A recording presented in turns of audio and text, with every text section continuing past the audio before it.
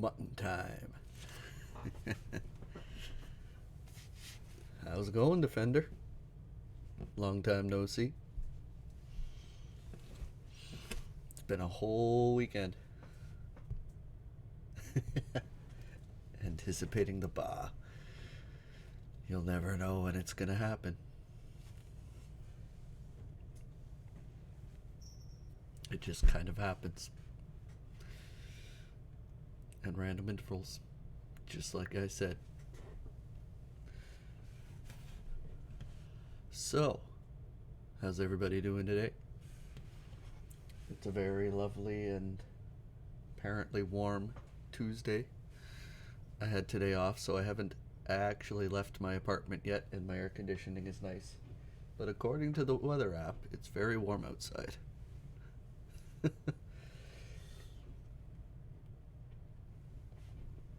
You know, I currently don't have a deck any longer, so I can't exactly just sit out and enjoy the weather because I've got nowhere to sit.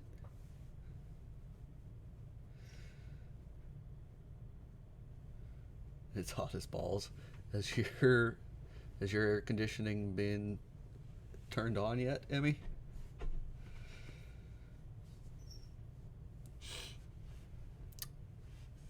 Yo, you randomly lost power a minute ago. That's weird. Maybe a brownout. Those are never fun. Too many people using their air conditioners at once and everybody loses power. I remember one time I was a kid and that happened. But we were camping. So, and since we're tent campers, we had no idea the power was out, like, across the entire eastern part of Canada, or at least Ontario, until we went to try and get water from the tap, and there was no water in the tap. And then we were like, oh, let's turn on the wireless radio, because at that point nobody had cell phones. Smartphones didn't exist. And so we're listening to the wireless radio, and it's like, oh, by the way, everybody lost power. And we're like, well, shit. That explains it.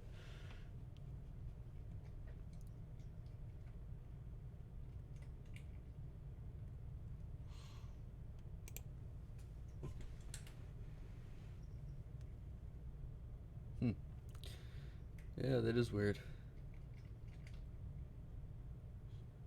Maybe the power plant is acting up. Somebody pushed the wrong button.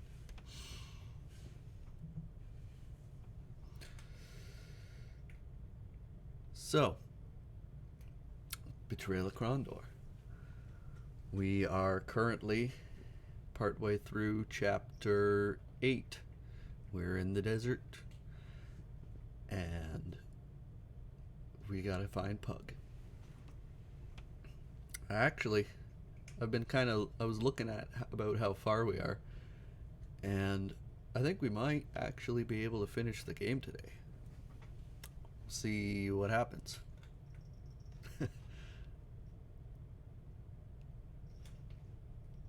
So, it's game time.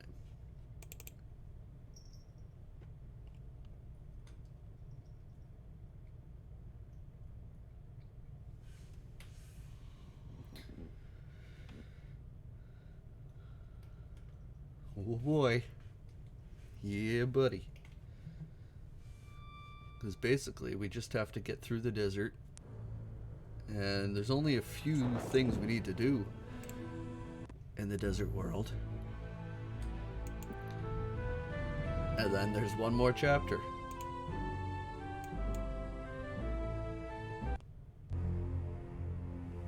Time for the crazy music again.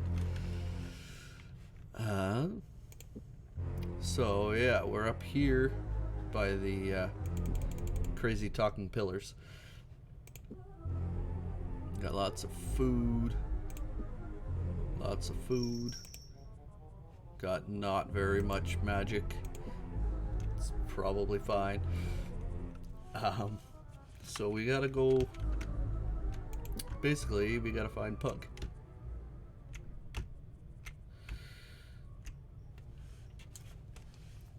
And Pug is, well, we can't quite get to Pug yet,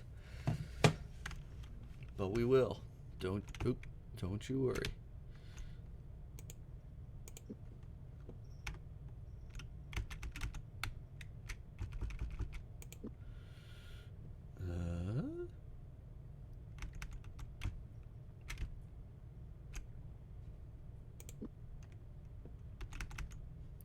Hello there, boyo.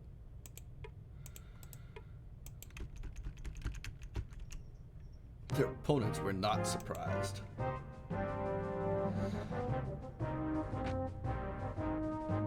Do you get a clue? I'm not too sure, really. Well, I know we've got one more note to find, so we'll see if that says where he is. Datsavan may have said something too last time, but don't really remember.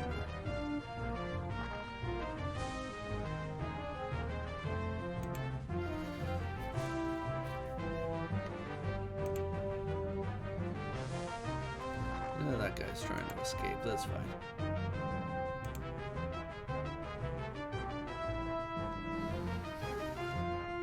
Hopefully that guy didn't have like a ton of good stuff on him or anything.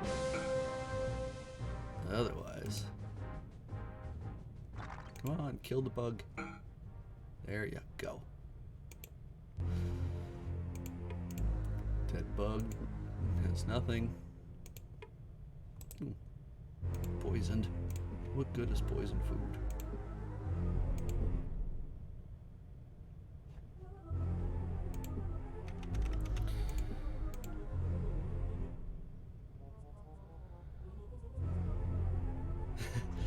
Yeah, that about sums it up.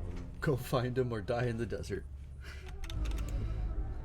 I don't really intend on dying in the desert, but I guess it could happen, you know. It is dark as balls.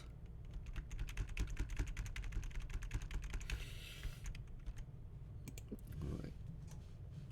I also am not entirely sure how I would find Pug's last note if it weren't for the fact that, you know, I have a map open, because it's like in the middle of the desert and there's no path towards it.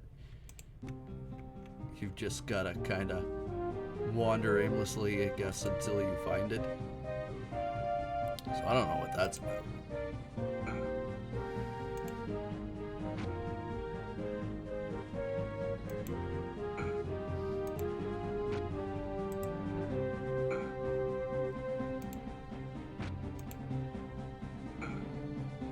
Easy peasy. We've got food, and it's not even bad food. You don't have anything. Damn snake people and their lack of pockets.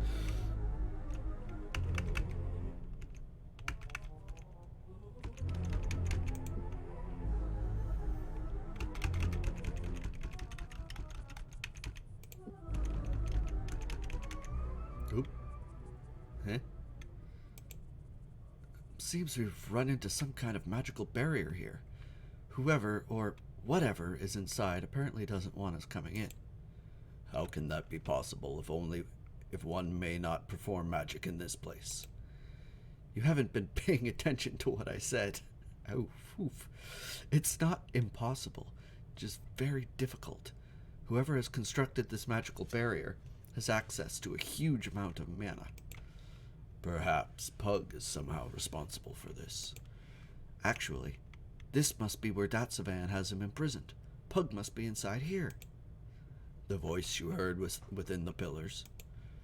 Yes, well, at least we will know where to come and get him once we've retrieved this cup that he wants. Let's get back to searching. So, yeah, you find Pug right here. Can I even keep... Nope. So I have to walk around it.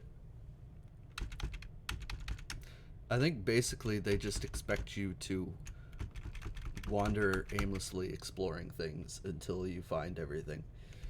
Because otherwise, like, if you know where to go, this is a pretty short chapter.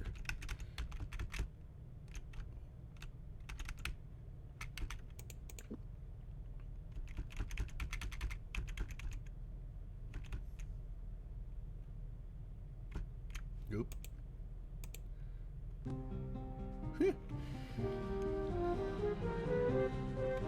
They're just throwing the rocks.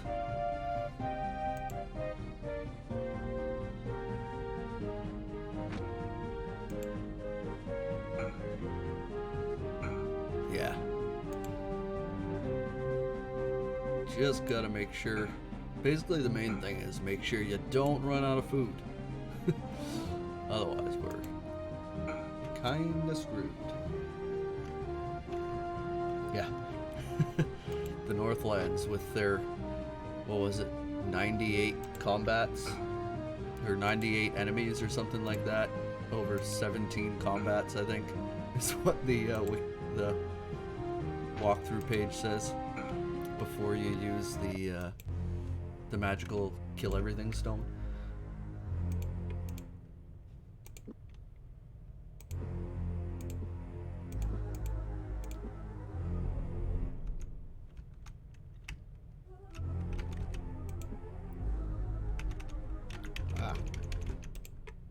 That's what I need. I need the magic crystals. Yes, the magical magic crystals. That's what I said. Why would you ever need to give Gorath any? You really don't. Gorath doesn't even know what magic is.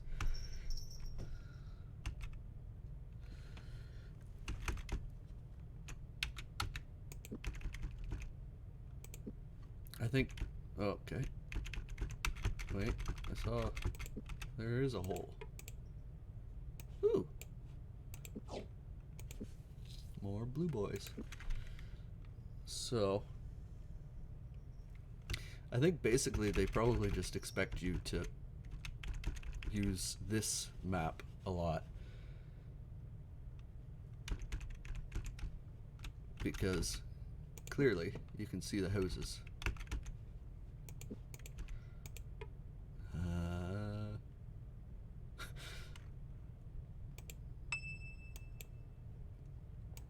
Very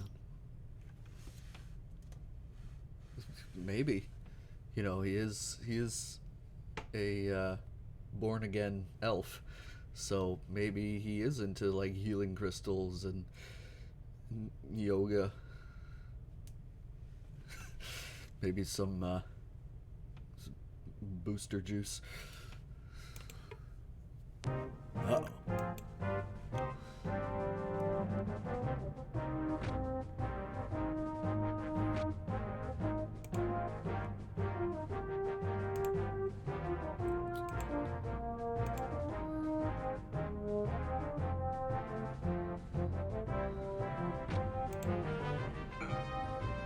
God, these guys have a lot of HP.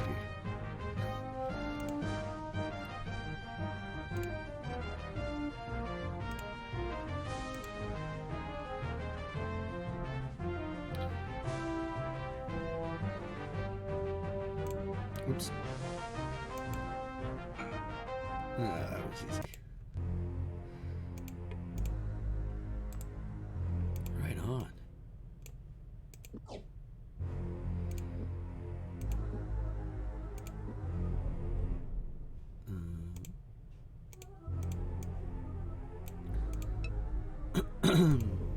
Let's see. I don't know if I need these anymore, but I should probably keep them just in case. And that to him. And then you give your armor to him. And you smack it with a hammer. And then give it back. And then you give it back. Yeah. Brilliant.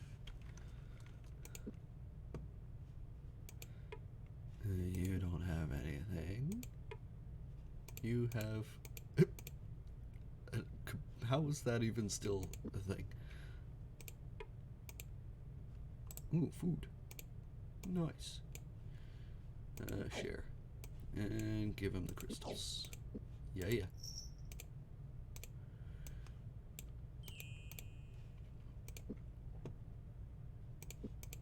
And then I think there was another house around here, yeah. What kind of house are you? Strange vibrations. That wet stone is polished smooth. Yeah.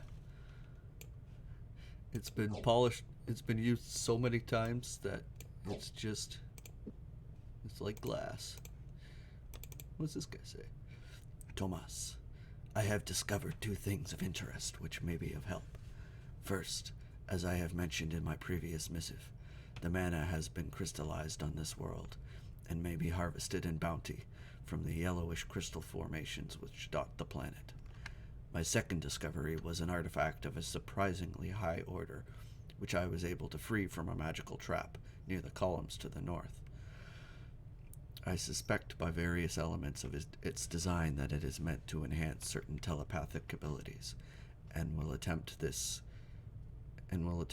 evening to see if it might be utilized in reaching Kamina's mind. More later. Right on.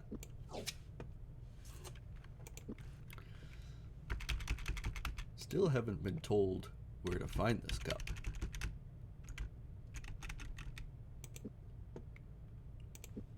There's a bunch of houses here, though. It's like a nice little snake people village. Oh.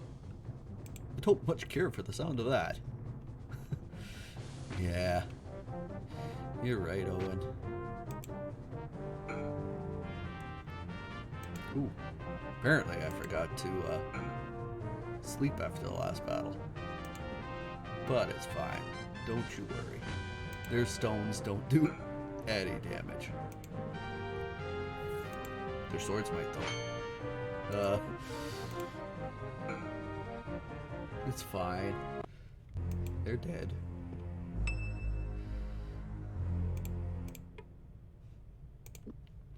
Don't have to worry about a thing.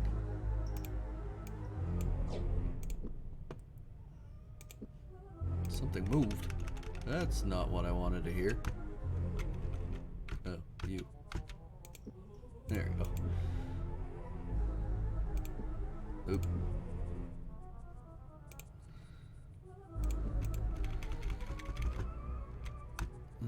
Where am I?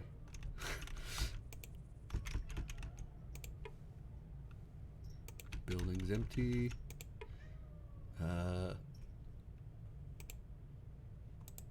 Crystals. I do. Oop, and food. Yeah, give him all of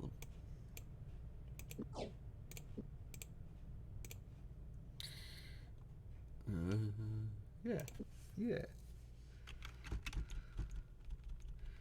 And where? There. And that building's empty too. Okay.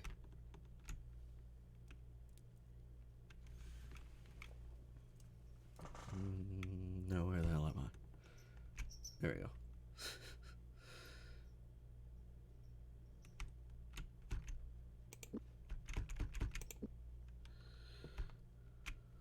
So what was it? Oh, that's where I am. Okay.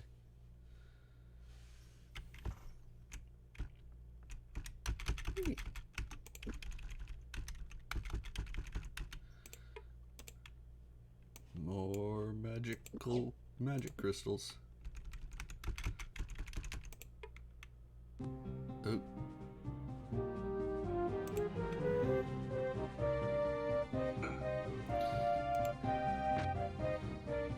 Ooh, they really don't like Owen.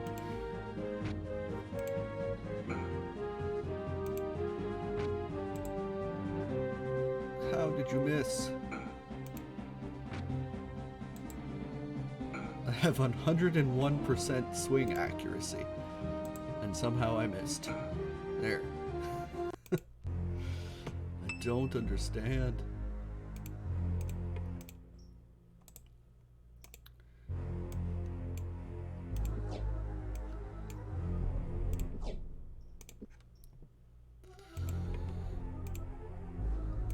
Okay.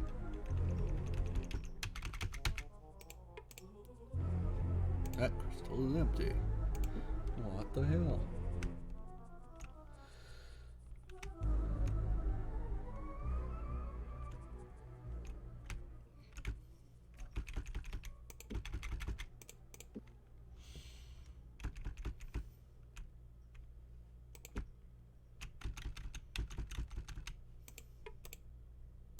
More magic. Give 15. Oh no.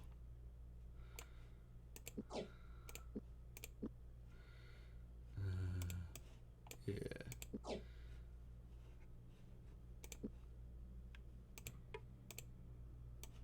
You need all the magic you can get, my friend.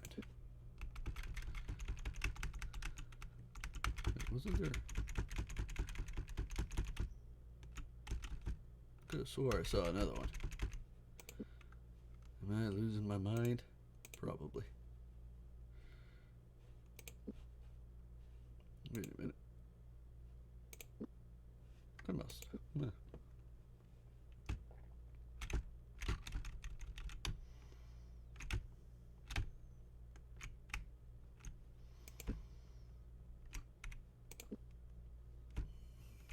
Oof. Those guys came up quick.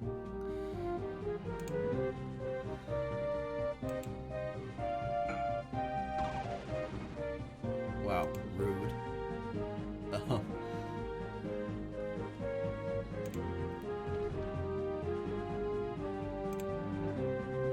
Wait a minute.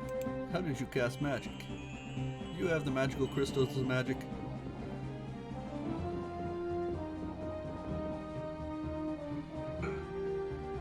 Okay, rude.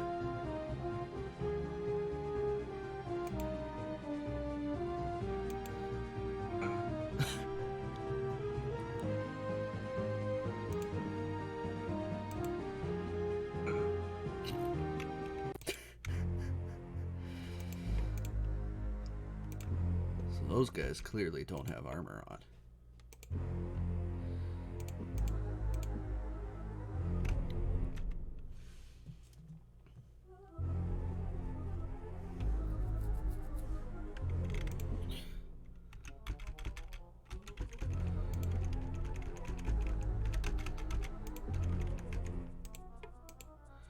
More poo crystals.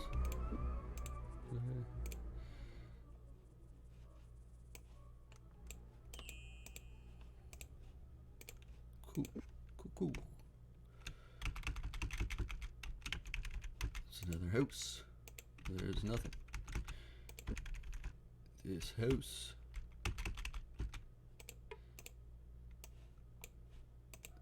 Just take all of them.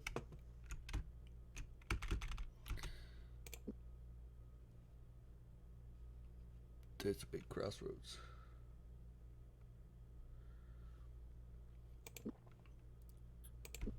But this is the real way we want to go, I think. Probably. Maybe. Nope. Nope. Nothing in the house. More magic.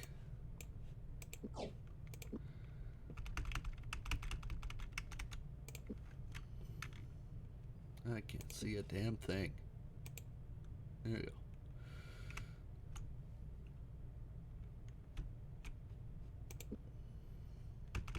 So probably these houses are not important. Probably.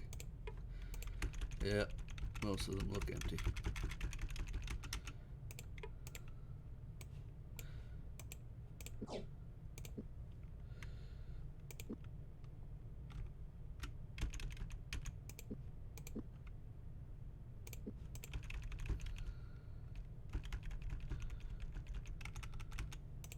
Hi.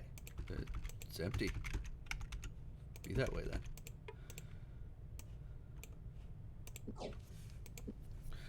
just collect all the crystals you can. Oop.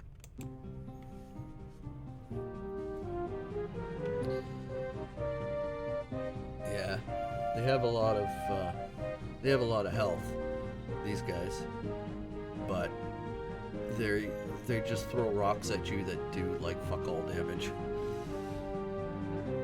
But yeah, these guys, the Beetle Boys, are a bit of a nuisance. I've got lots of magic, so why don't I do this? And hope I don't die from lack of sleep, stamina.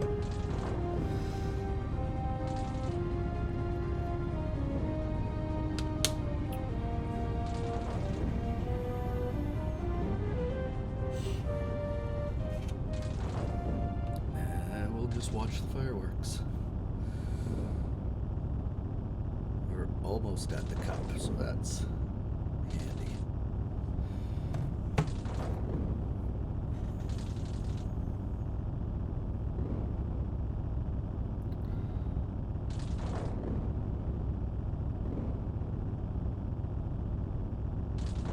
You know, this probably, now that I think about it, yeah, given how much HP they have. And also, now that I think about it, this probably is taking longer than it would if I just decided to kill them the normal way. But, yeah, I have the spell, I might as well use it sometimes.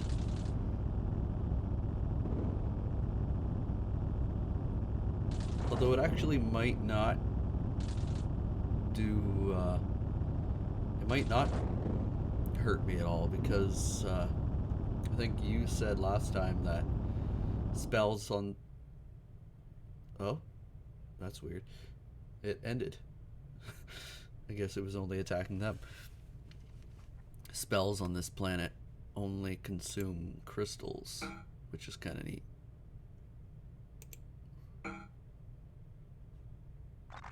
Oh, there he goes. I spoke too soon. At least they have a hell of a lot of these things. That was embarrassing. I'm sorry you had to see that. Oh, shit.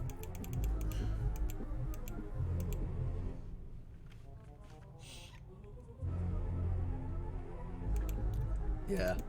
Yeah, I'm not really sure how Mad God's Rage really works, but it's just OP.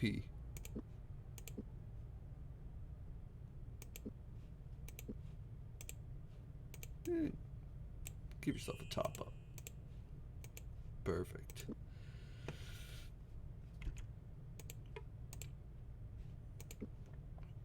Nobody's got any stuff. Nope.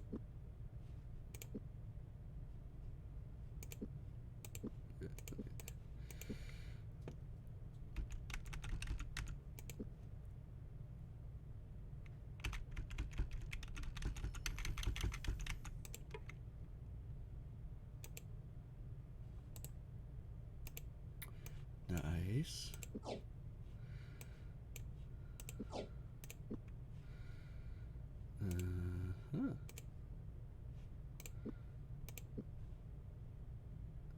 Sure, give him the horn.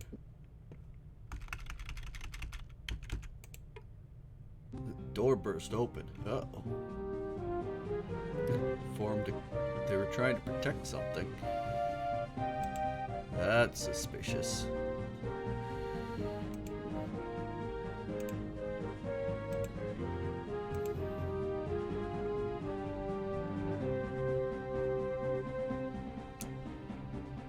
Oh, I think the Beetle Boys are might be immune to magic, because yeah, Mad God's Rage didn't hit either of them last time, and Evil Seek didn't hit them either. They might be immune. was a problem. Not much of a problem, but...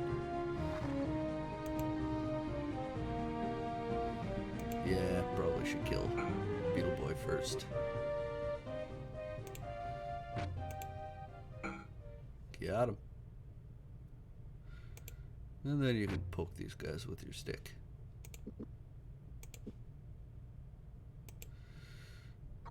Oh, and you're gonna set the house on fire. Don't do that.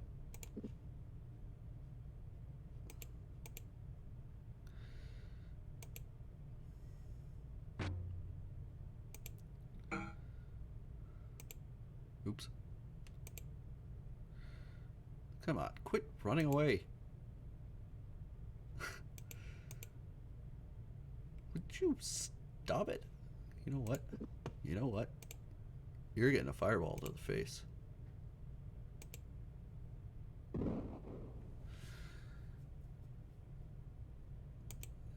Still didn't kill him. There we go. That was obnoxious.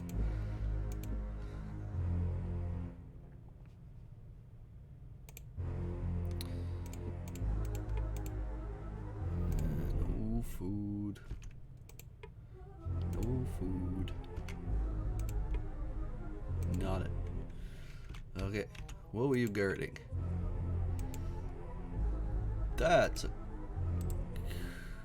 It's the cup of Relenster. Tarnished, dented, peeling.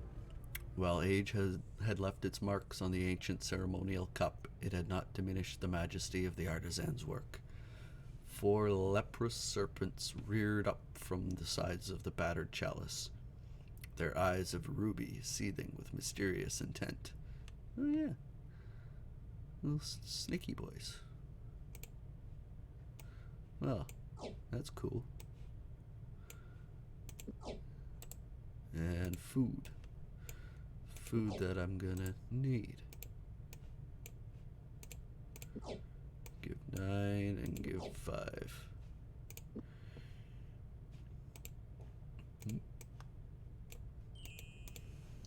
Right on. So we've got the magic cup that Datsavan wanted. So I guess we just go and give it to him.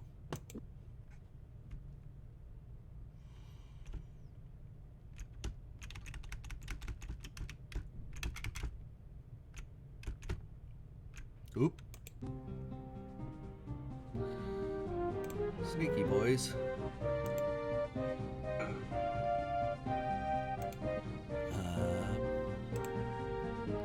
Yeah.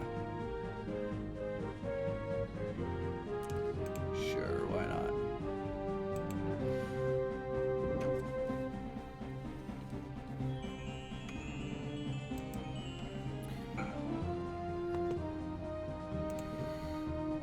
And then hit him with a fireball. Just why not? And then you shoot him. What? What? Oh no, you can't shoot him. Why not?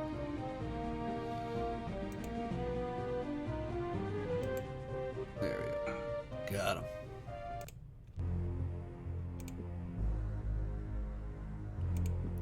Maybe the rock was in my way. That's what I'm gonna guess. That tiny little rock that was in between the two of us, that's probably what happened.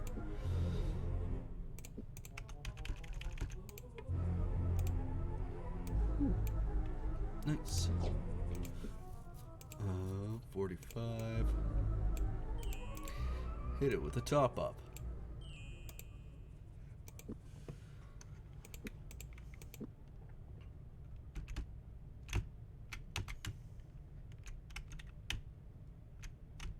There we go.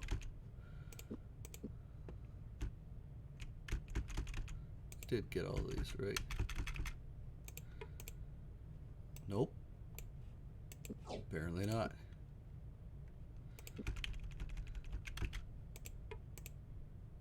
Oh, I got that one though.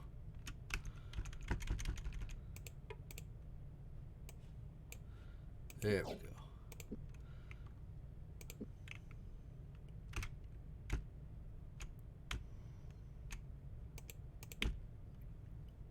And it's time to just... Oh yeah, fuck. The magical mystery house is in the way.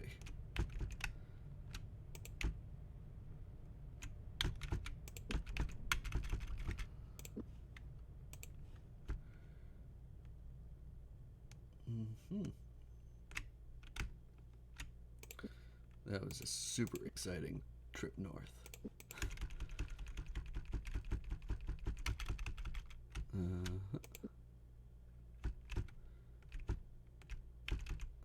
Okay.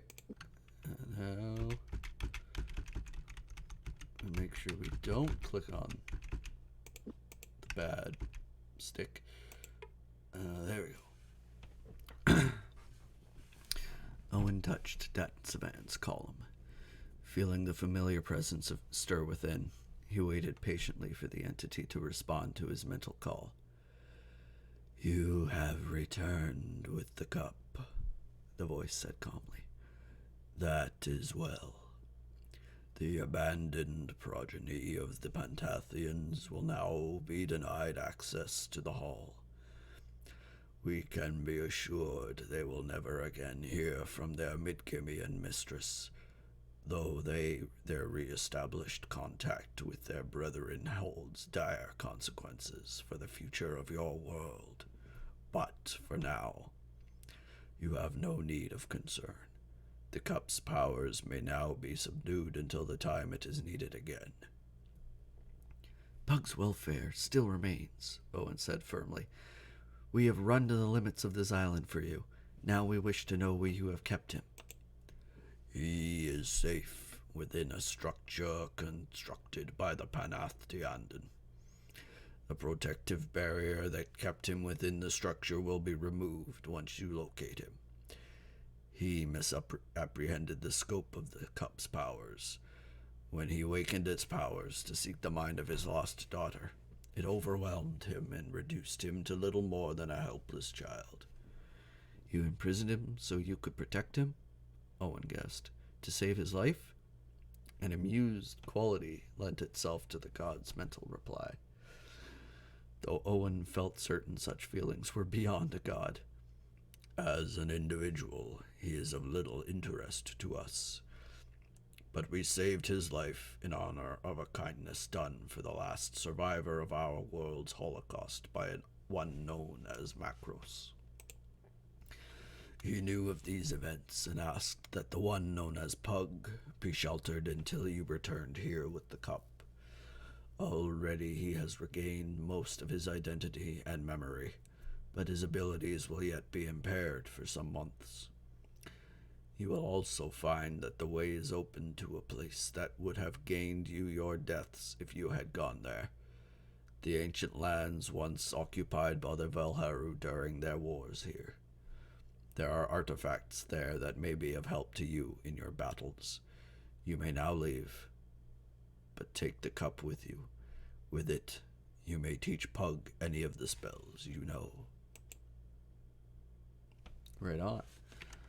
So the area he was talking about is this area here, which we didn't try it, but if we were to have tried to go down this way, we would have been zapped by a magical invisible wall. So yeah, let's go rescue Mr. Pug.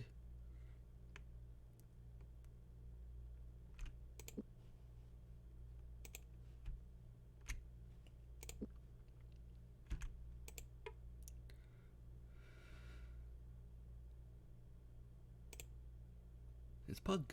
Where is Tomas? It is important that I speak with him. He was unable to come, and he sent us after you. He gave us the spell which you left for him. Unable to come? Why? What has happened to him? He was injured during an attack on Elvindar by the Moradel. Queen Aglorana assures us that he will be all right. I can't believe that Makala's plans would be served by sending you here. So For the moment, I will have to trust your word. In looking at you, it occurs to me your face is familiar. Are you the magician boy who came to Krondor with Signor Locklear a few months ago? Yes, and you remember Gorath? His face has been hard for me to forget these last few nights. He was the first tool of Macalla's in this grand scheme. You accuse us of being liars and spies? I'm not implicating you were a willing participant, Gorath.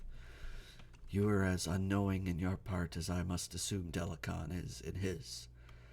When you said he had raised the war banners of Myrmidamus over Sarsargoth, I became somewhat alarmed. Having seen Myrmidamus's death with my own eyes, I had no reason to believe he still lived, but forces acting in his name caused the calamity at Sethanon, and I thought it possible the Pentathians were once again responsible. After some investigation, I found they were indeed interfering with affairs in the kingdom, but were acting through a band of magical thieves, searching for various magical items, trinkets, in no way directly responsible for what was happening in the Northlands or posing immediate threat to Midkimia. With the issue resolved, I believe then Delacan was merely exploiting the reputation of his predecessor to gain power. So then what did Gorath tell you that was so important? It was only after Macalla tricked me into coming here that Gorath's testimony to Prince Arutha took on any significance. In passing, he had mentioned Delacan wearing a helm of black shaped like a dragon. Myrmidamus wore such a helm, and had it with him when Prince Arutha cut him down. Whoever had given Delacan Myrmidamus's helm had to have been inside the caverns beneath Sethanon. There are only 4 magicians I can think of who might have had the wiles to slip inside the first perimeter of defenses that have been placed there. One is Macros, but since he was instrumental in averting catastrophe there, I cannot believe he would be responsible. Another is a magician whom Macros once told me of, named Nakor the Isilani, but again, I have reason to believe the Northlands would hold little interest for him. The only others who would be capable are Elgar and Macalla, but Elgar has been quite busy with his students at Stardock. Leaving your only suspect as Macalla, it's bald Gandalf. But why is he doing all of this? Why would he be pushing Delacan into a war with the kingdom? If he was ingenious enough to get within the caverns, he would still need considerable help achieving his final objective.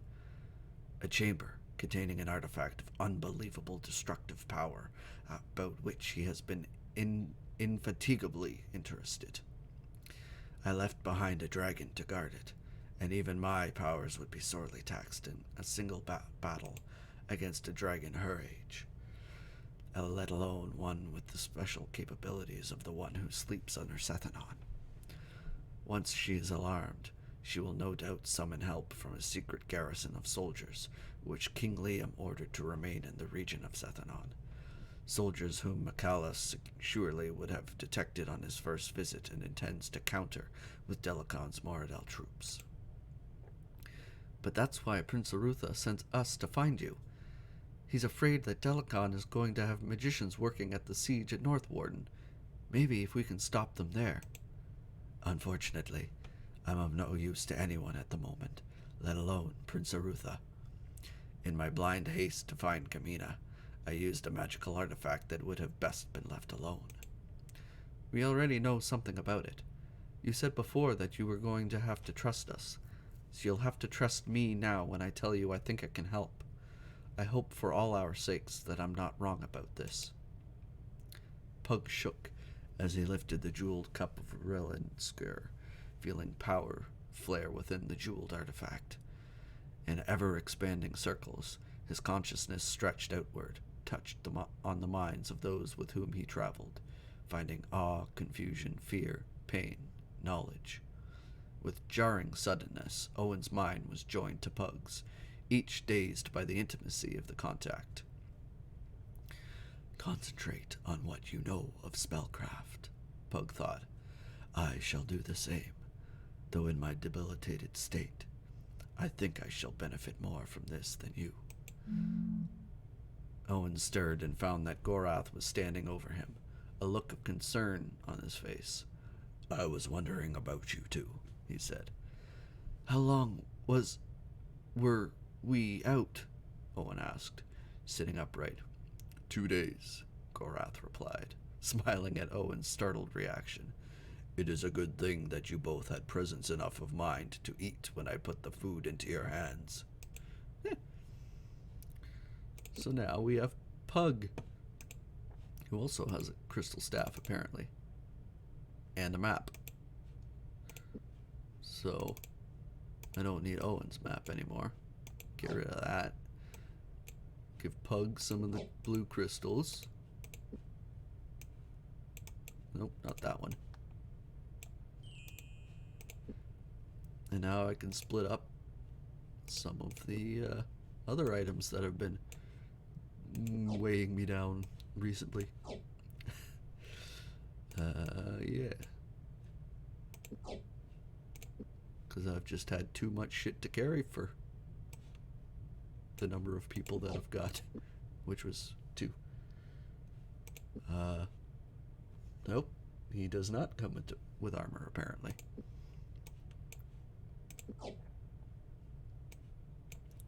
We're gonna have to find him some.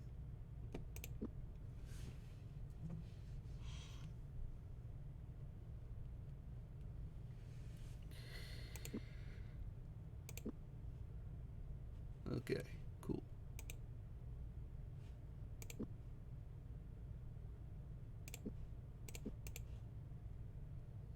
Oh. So, Pug now knows all of the spells that Owen did, but I read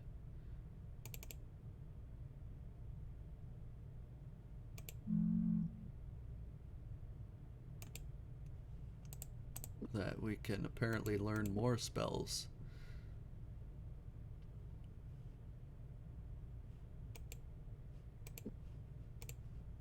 if we... Yeah, I think I mean, it's hard to tell. We'll see what happens.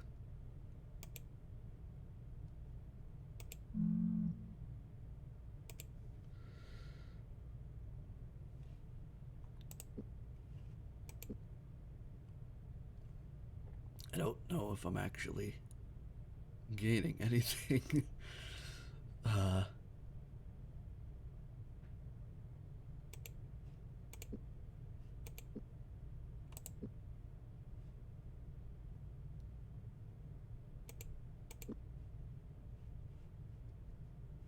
Let's try it one more time, see what happens.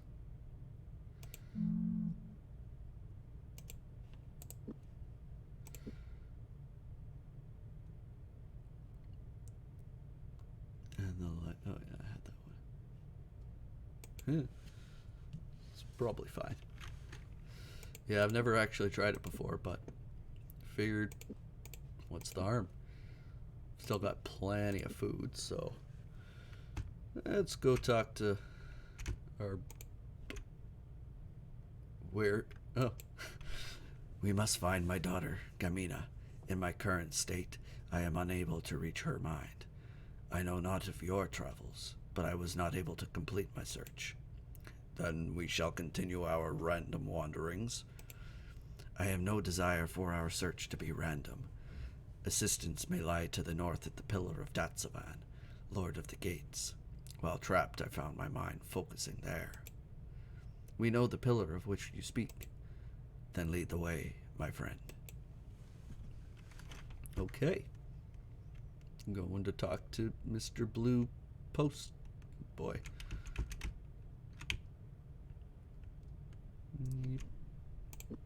And it's dark. I can't see where it... There we go. Pug studied the column. When he had visited the site at Karzine previously, he had sensed the sentience that radiated from them. but had been unaware of the true nature of the beings who inhabited them. Stepping forward, he made a slight bow. "Greetings, cousins of the All," he said. "I regret that I did not recognize you on my first visit. My apologies. It was only during the time I was in the tent that something the Oracle spoke of once occurred to me. Apologies are unneeded for such as we, Savani, but we accept your tribute. Your safety was greatly prized by Macros." Pug nodded. "He has been a true friend to me, only as one other has ever been. It is an honor that he prized me so highly. I sometimes wonder that he will ever stop protecting me." "You have not come to us to waste thanks on us," one called Pug. "What do you wish from the gods of Timiriania?" "I came here in search of my daughter, Gamina. A magician, a Savani by your terms, brought her here against her will. It is important that I find her and return to my home to avert a possible catastrophe. Forces are gathering to tamper with the life stone." For a moment there was silence, the only motion in the air made by the rasp of the sands moving in the deserts. Then, quite abruptly, Datsavan's voice returned.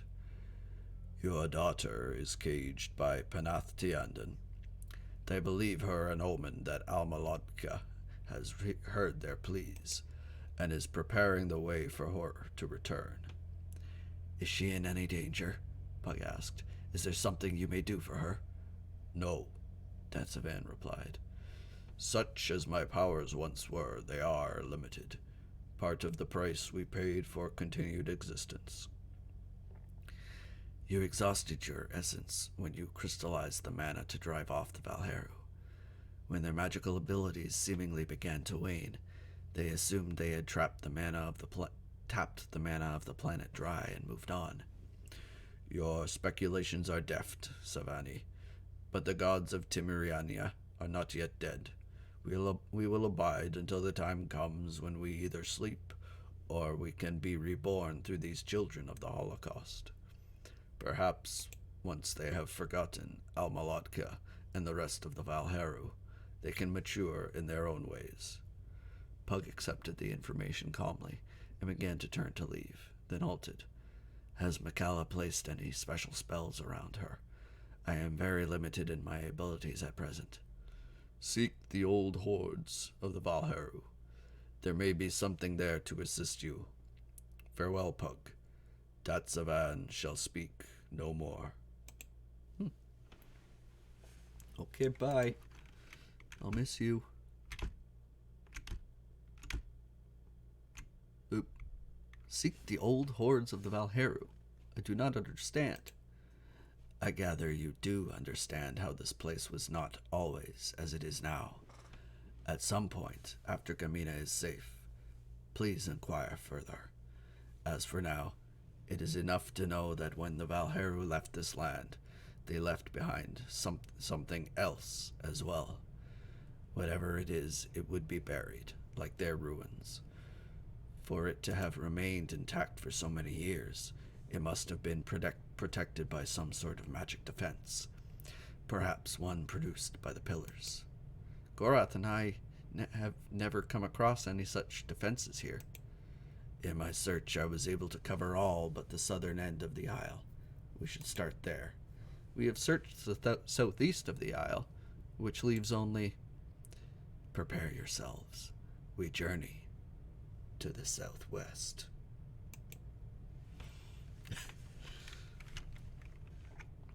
So that's how you know that you're supposed to go to the southwest, I guess.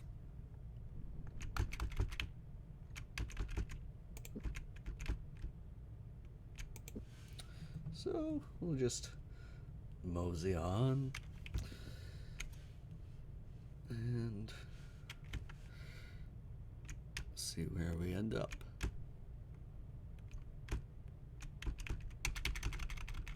Did I just see a hole somewhere? Probably.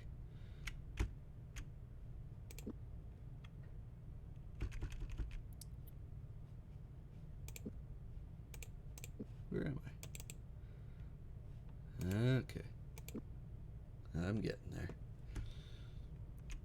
Wait.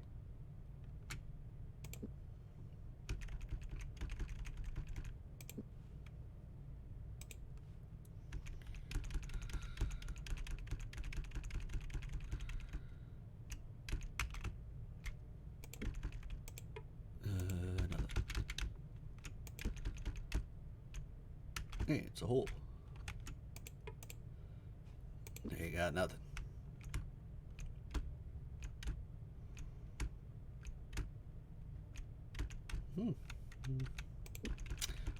I've probably been to all these places, or maybe not.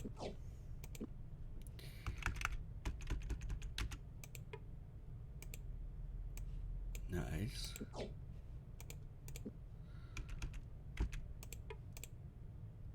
Nice. So you got 100, you got 100.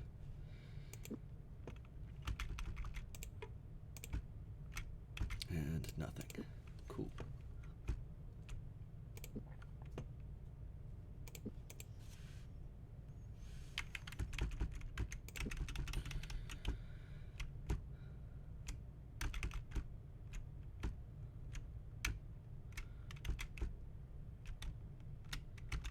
I don't really remember where oh, I must have been here because that's a dead bug. I was just about to say I don't really remember where I started in the chapter. We're on the island, so I don't really know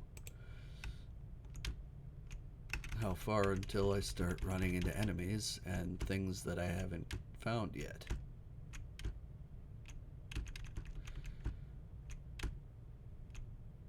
Apparently this far.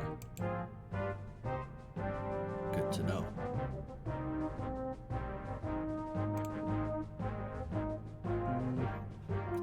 Yeah, there's only 3 of them. We can just poke them with our sticks, right, Pug?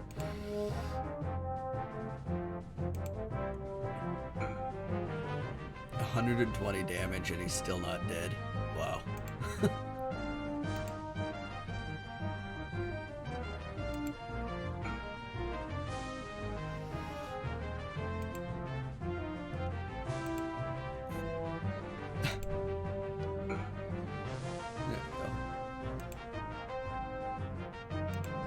So far, you guys are 0 for 0. Oh, Pug's got 1 hit in.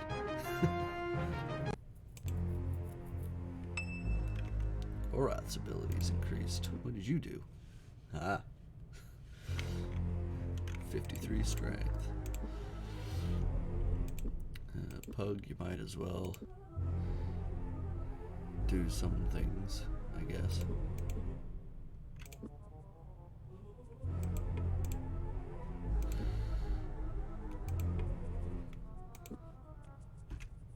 Crazy ass music.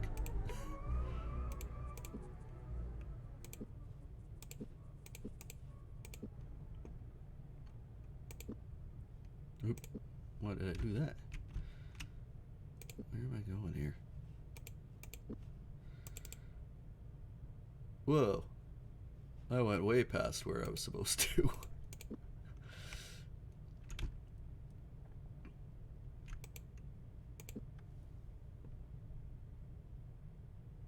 Yep.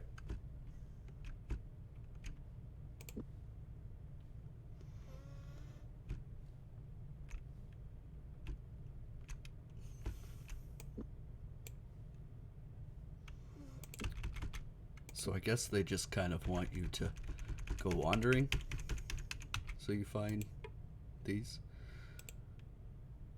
Wow. Valheru armor. Lustrous as no armor should be, it was unthinkable the suit had ever been in battle. Impossibly light, the breastplate was forged of a material that seemed like white gold, but was harder than any steel Owen had ever encountered. So this is the best armor in the game.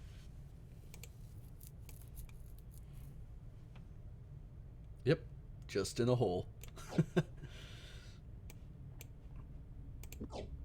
He's just lying in a hole like that.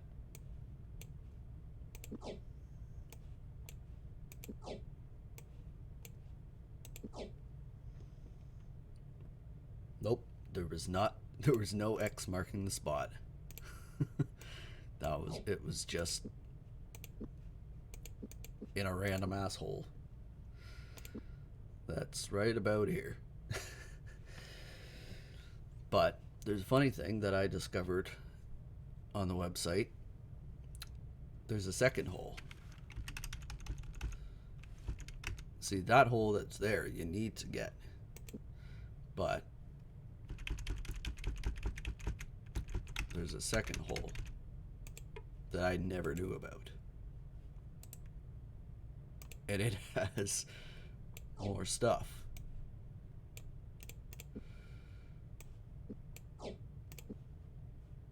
So now, yeah, and apparently food that's still good.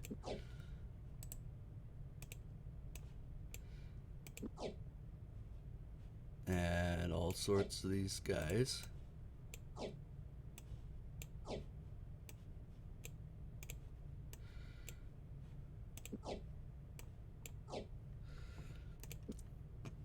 So yeah, this it basically is like just wander the desert until you find shit. Otherwise, yeah. So this is kind of a stupid chapter in that regard.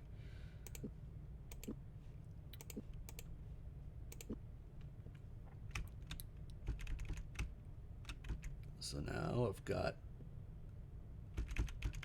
the spell Strength Drain, which is, according to Savan, is a spell that we're gonna need in order to get through to Pug's daughter.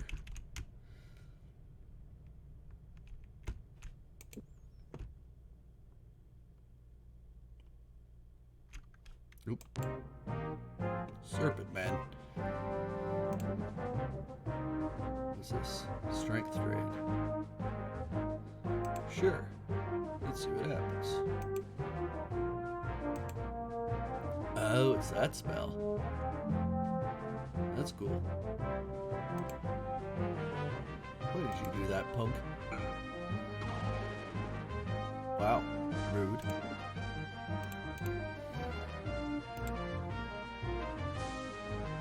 I can't see anybody.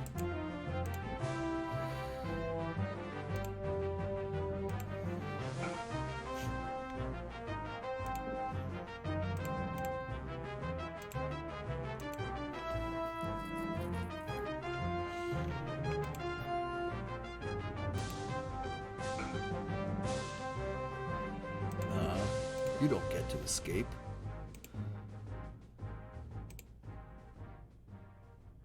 Get back here.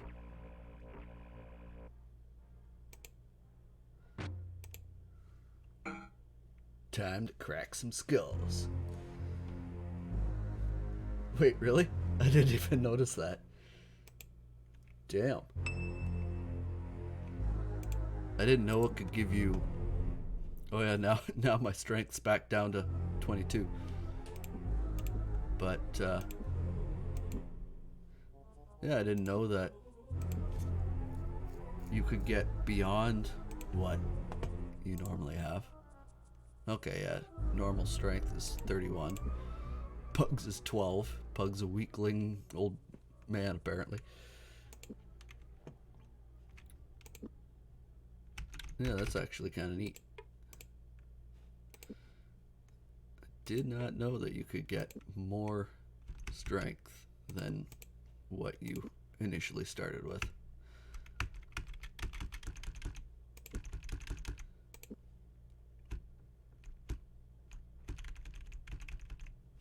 The enemy approached. I didn't see anybody. Just coming in sneaky beaky like. I don't remember if I could do this. No.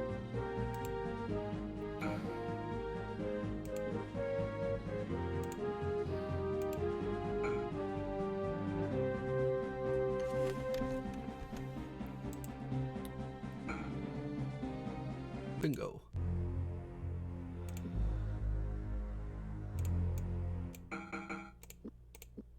So yeah, I never knew that there was. I think I said this. I never knew that there was 2 sets of Valheru armor in the random holes. So that's kind of neat. And I gave it to those guys because, you know, they're my soft squishy boys. And they need to be protected.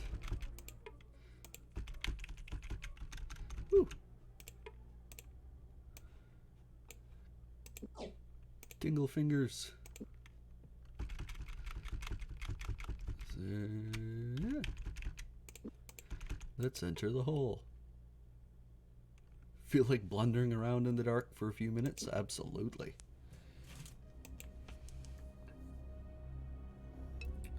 So now, we just gotta find Gamina.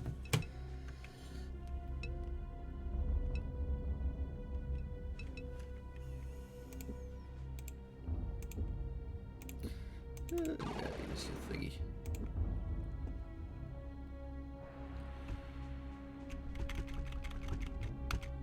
Oh, hello, boys. There's more of you. Yeah. I could just blast them with all my spells now, because this is the end of the chapter anyway. Spoiler alert.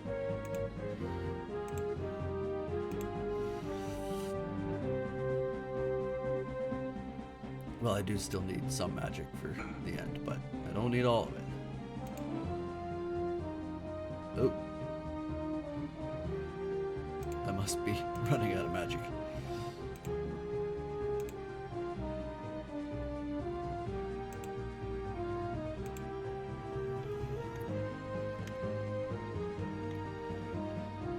There we go. There we go. And you guys even fell in proper formation. Nice. What? Oh, there's boys over there too. That's fine. I'll just go a little bit further down the tunnel and then they won't be able to see me.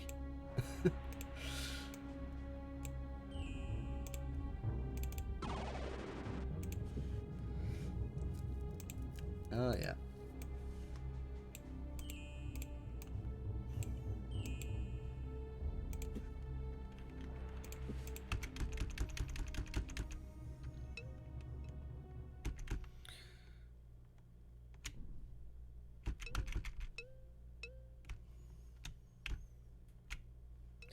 I do just want to see real quick what's up in this place because it wasn't overly clear on the map. Oop.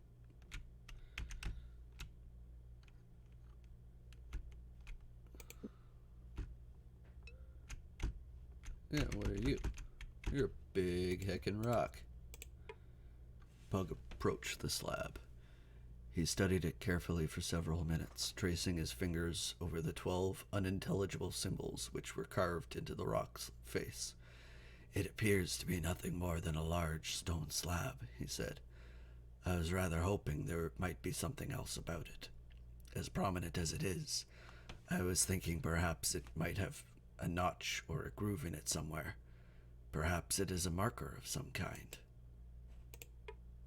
It's just a rock.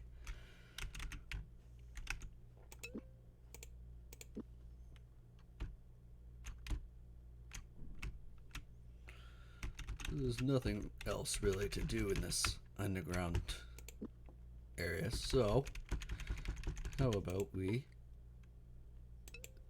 close the door and don't walk into that room? Okay, goodbye. Nah. We'll get him. Why can I get so close to you? Gamina! Those bastard subservients of Magala must die, he thought. Okay. What the fuck are you two? Oh yeah. By the way, this thing, for anybody who doesn't know what it is, if you click on it and then click on an enemy, it tells you their stats and what they are. It's a wind elemental. Huh.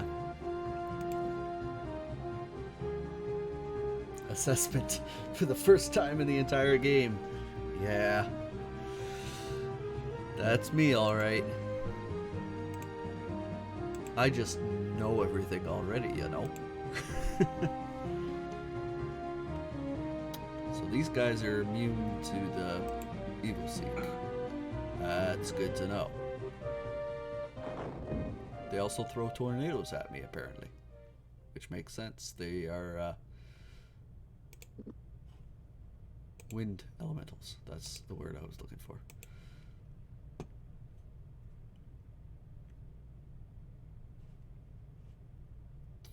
Come on, guys.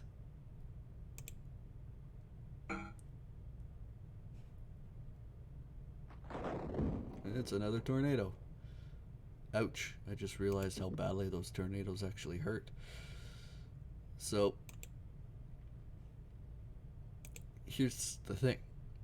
Remember when Datsavan said that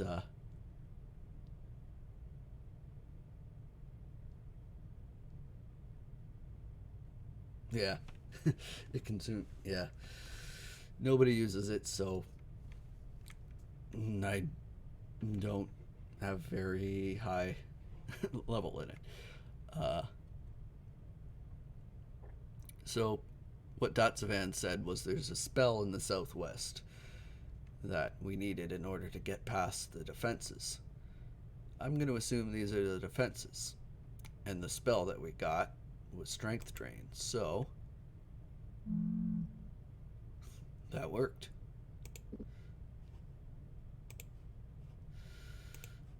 Let's see, can I... No, I don't have a clear shot. It sucks. And Gorath's probably dead. Which is actually probably okay.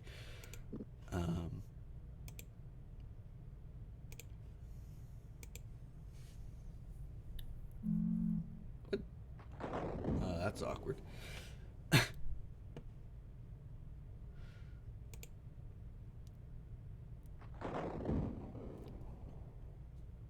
I'm not doing so hot.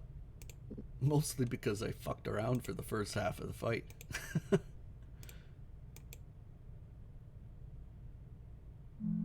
Okay, yep. I shouldn't have played around at the beginning. What? Double shot? That's cheating. I definitely shouldn't have fucked around at the beginning of the fight. I know. Who gave him permission to shoot me twice?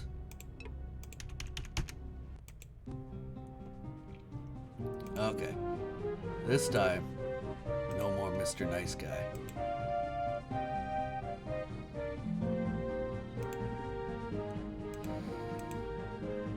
That was not the spell I wanted.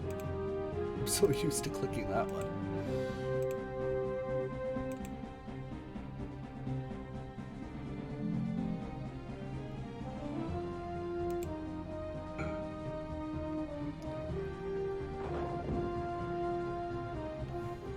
Well, yeah, that's kind of what I was hoping to do, but apparently the enemy had other plans. Wow, that was tough as balls. Why does it take so much to get rid of you? There we go. And then probably just evil seek my way through these guys. Yep.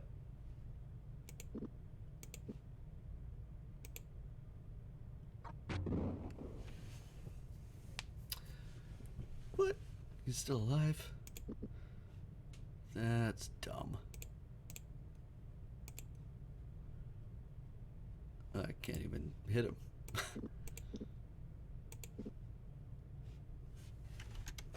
Can I really just sit here healing? Because that guy's not going to do a fucking thing. This is pretty easy, guys. Oh, he's moving.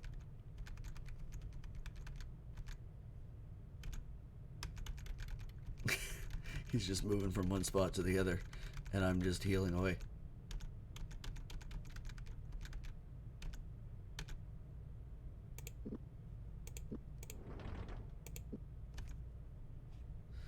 Okay. Stop. Enough playing around. Look at that accuracy. 118%. That guy just watched you fully murder 2 wind elementals and 2 of his brothers. He's sitting there in his own urine, afraid to move. I mean, that's probably exactly what's going on in that situation. Oh. Oh no. She lives. Makala has many blessings to count. Gorath, see if you can do something about the cage. Cover your head and stand back. I like the tink sound.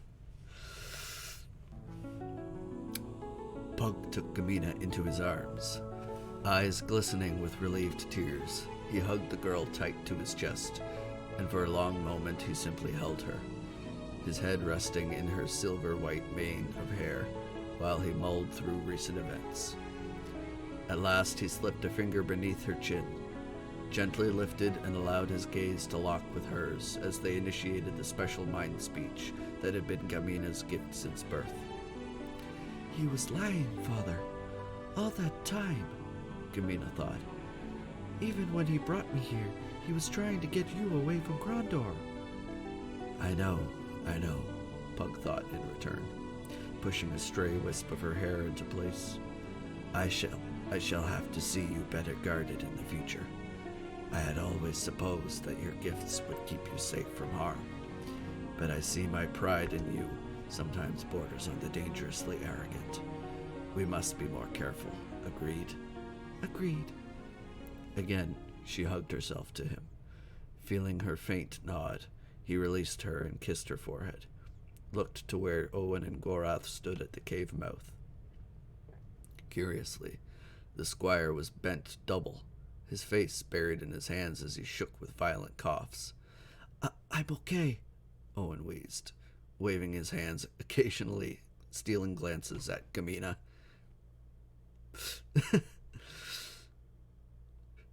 Oh, really? I'll be fine. Oh. I see. I see what's going on. Owen's got a crush, and he's still heavy in the pubescent stage of a boy's life. So basically, he's got a hard-on for Gamina, and his face is red. Or maybe his nose is bleeding. You know how anime likes to be. Pug smiled. The boy's theatrics were poor, but it was manifestly obvious he wished an introduction before his lungs collapsed. Gamina, this hacking young ruffian is Squire Owen Belafort of Tyburn. Both he and Gorath have been instrumental in helping find you. Perhaps we should have them down to Stardock for dinner someday.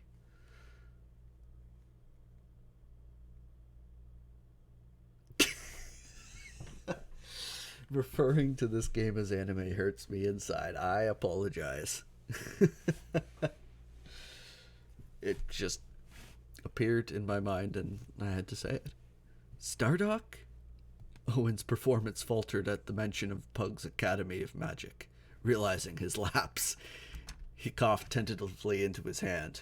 You mean the Stardock? None other.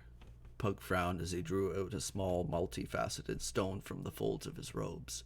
This special pattern stone should take us there, but we have to drop off Gamina before we attend to our business.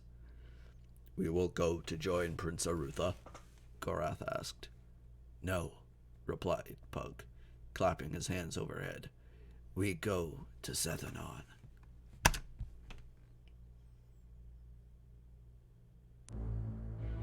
Chapter 9. Mad God's Rage.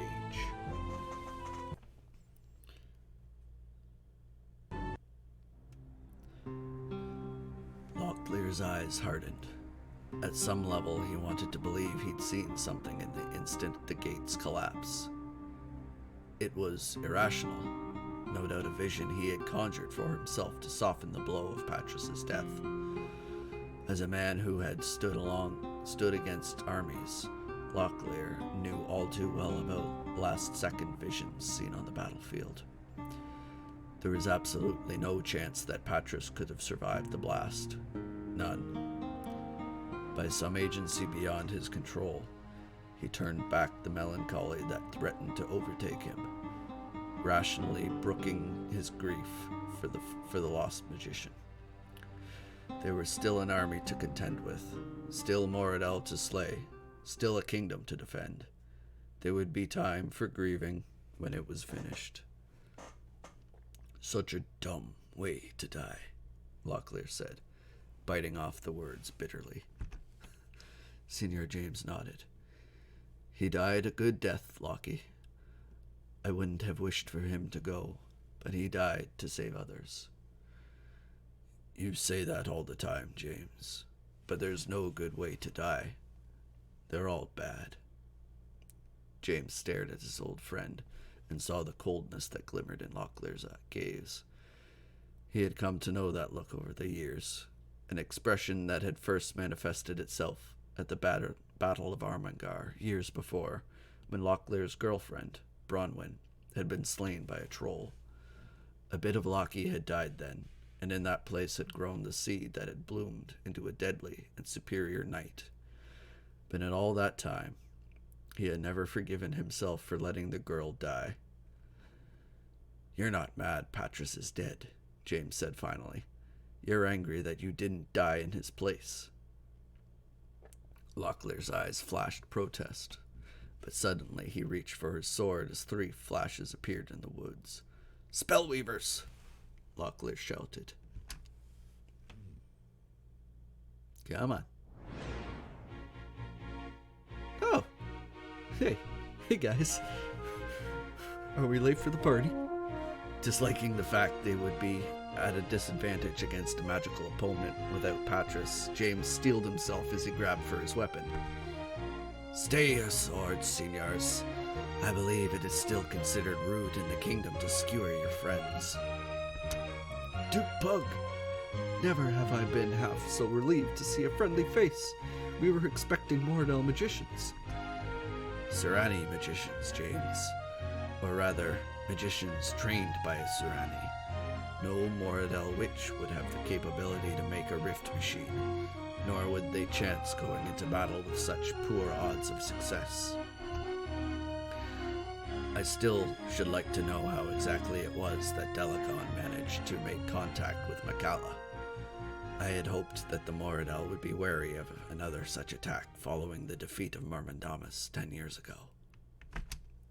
Prince Arutha said they hoped to find Myrmendamus and free him. The Moradel are convinced we've been holding him captive all these long years. So Gorath has told me. Doubtless Makala exploited that belief to his advantage. That at least explains one wrinkle. The Moradel have never forgiven us for that loss. But why is Makala doing all of this? Obviously he isn't in this to rescue a dead Moradel spellcaster. For the moment I believe I know, but I don't wish to say until I have taken a better look at something. This last problem I will have to unravel myself, with some assistance from Gorath and Owen. From here I think we will be able to teleport into the caverns beneath Sethanon. It is there our objectives lie. What of Locklear and myself? Once Prince Arutha arrives with his reinforcements, deliver my assurance that he will not face anything magical from the Moradel. If Makala indeed has assistance, they will be uninterested in the prince. They will be waiting for me.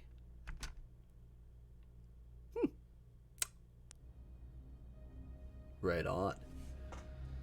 This is the final chapter of the game. And basically, there's not actually a whole lot to do in this chapter.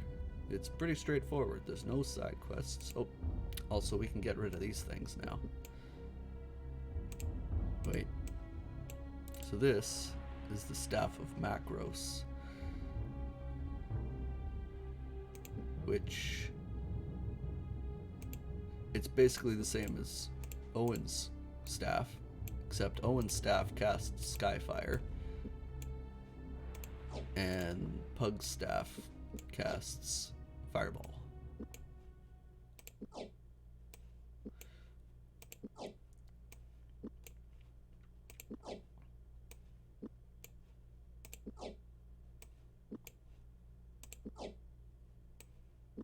Get rid of that too.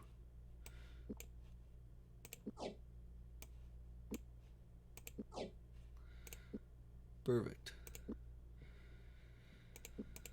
Wait, I forgot to turn on my finger.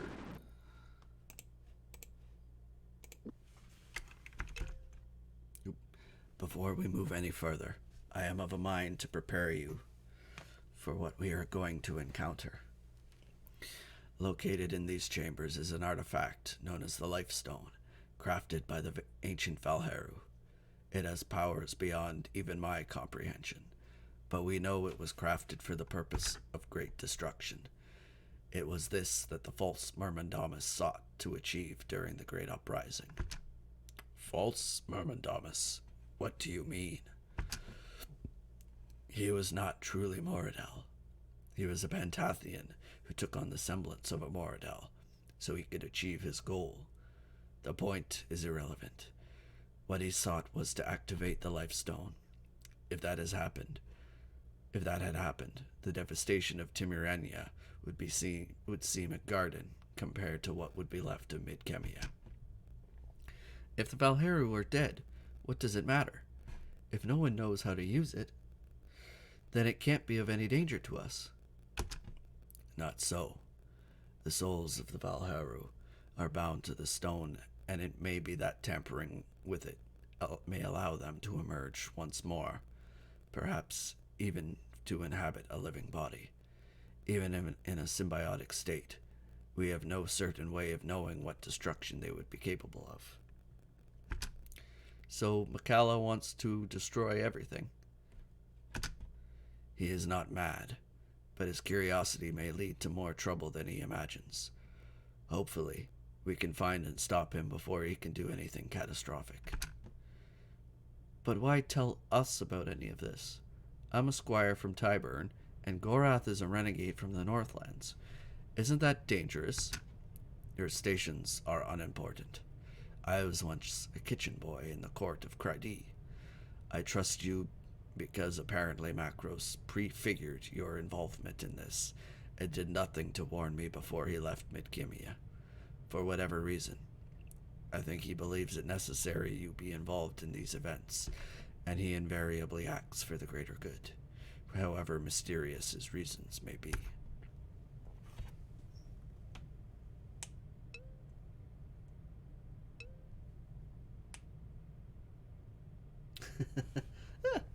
I guess I could dump the priceless alien artifact in a bag. There we go. I mean, yeah, you're right. Technically, all of it was priceless alien artifacts, but that's fine. We'll just leave it at Sethanon. We don't need it. So we're...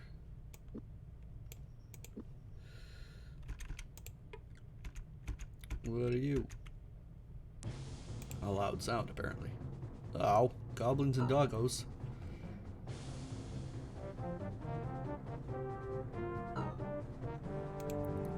I'm back to enemies that actually do damage.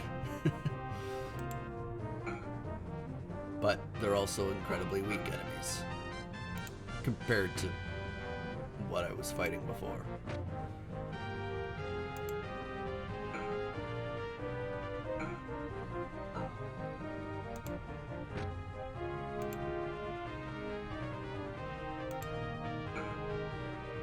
I think basically everything's gonna die in one hit.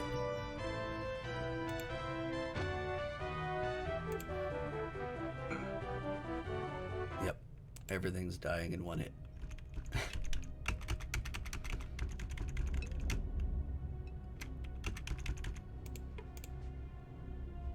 What are you?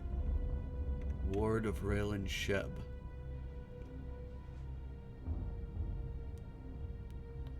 I have the feeling it predates the kingdom, the Northlands, or even Elvendar itself. Apparently I need this key.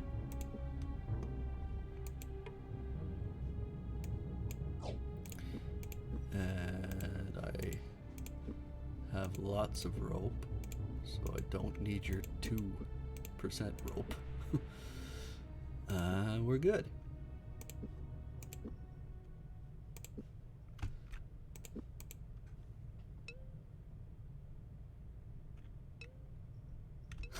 Oh, nothing. Just a regular goblin wearing dragon plate armor. Really. So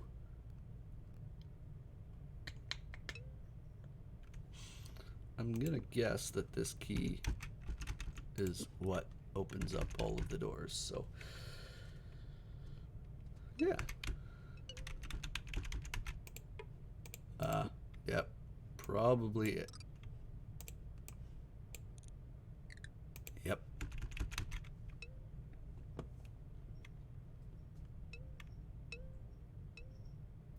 He's the senior goblin.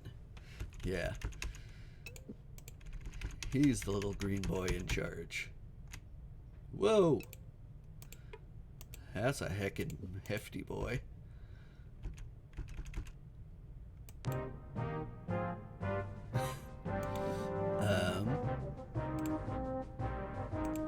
Let's blast him.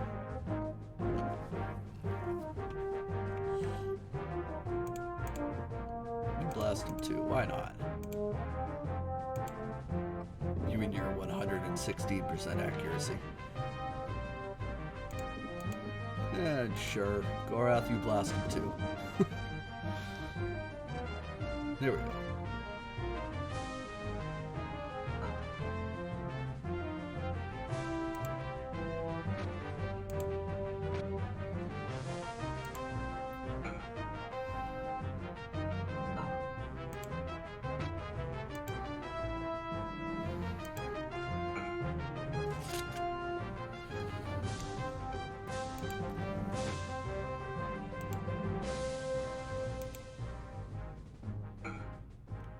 Perfect.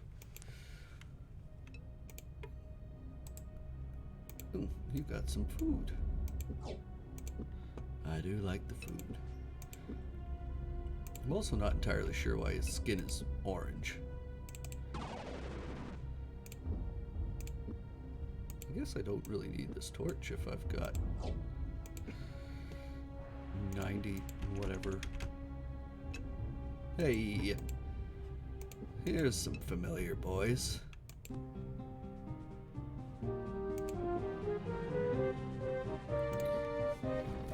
You know what? Let's try. Wait a minute.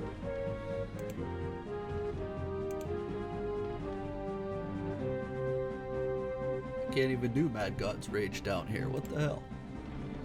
That's... Oh. Fine. Be that way.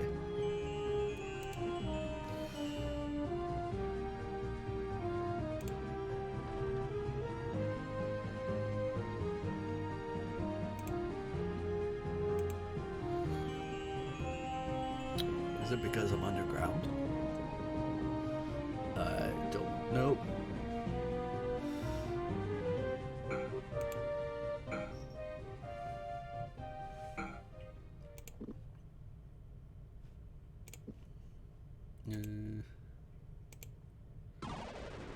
Yeah. Then Pug, you get him. Oh, no, I was looking for Mad God's Rage. I don't know where it is. I was sure you could use it anywhere, but maybe you can't use it underground. That would be unfortunate.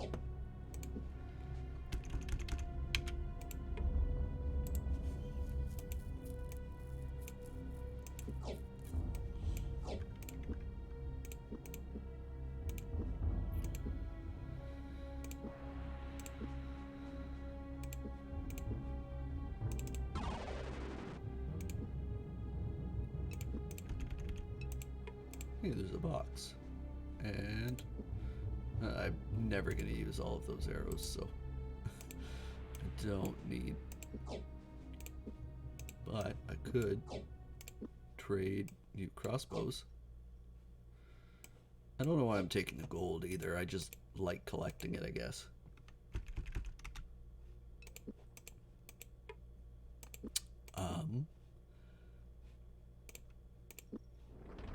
Wait a minute. What are these other spells? Oh, right.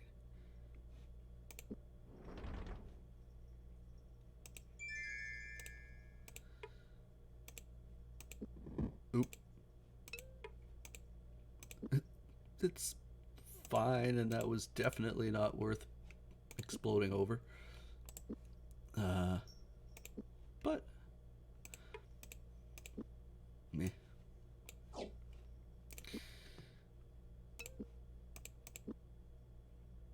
We're all good.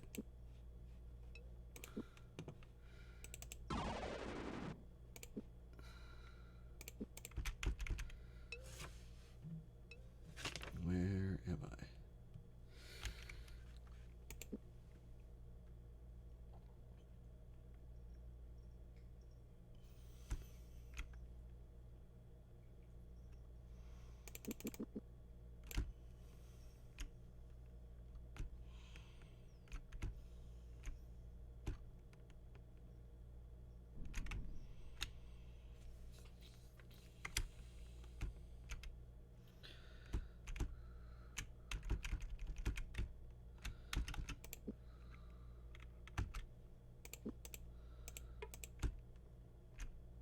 Their attack was unexpected. Nice.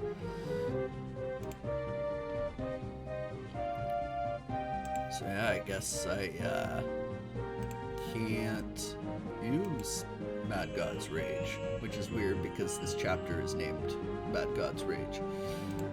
I don't quite understand that. Wait a minute. I'm curious. What happens if I cast Strength Drain on a giant?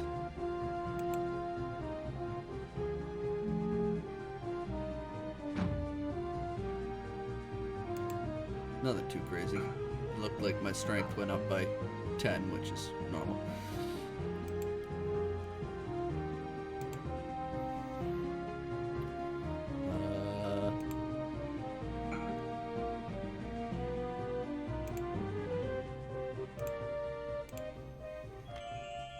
A boulder that deals 4 damage. No kidding. Just, yeah. Yep, pretty much.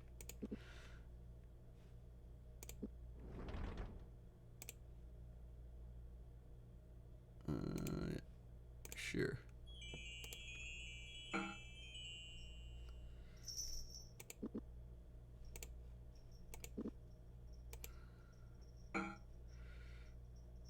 And sure, hit him with a fiery ball.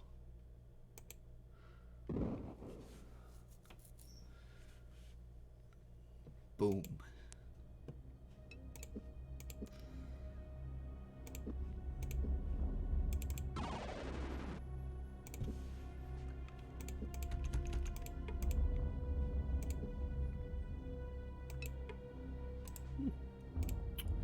Lots of food.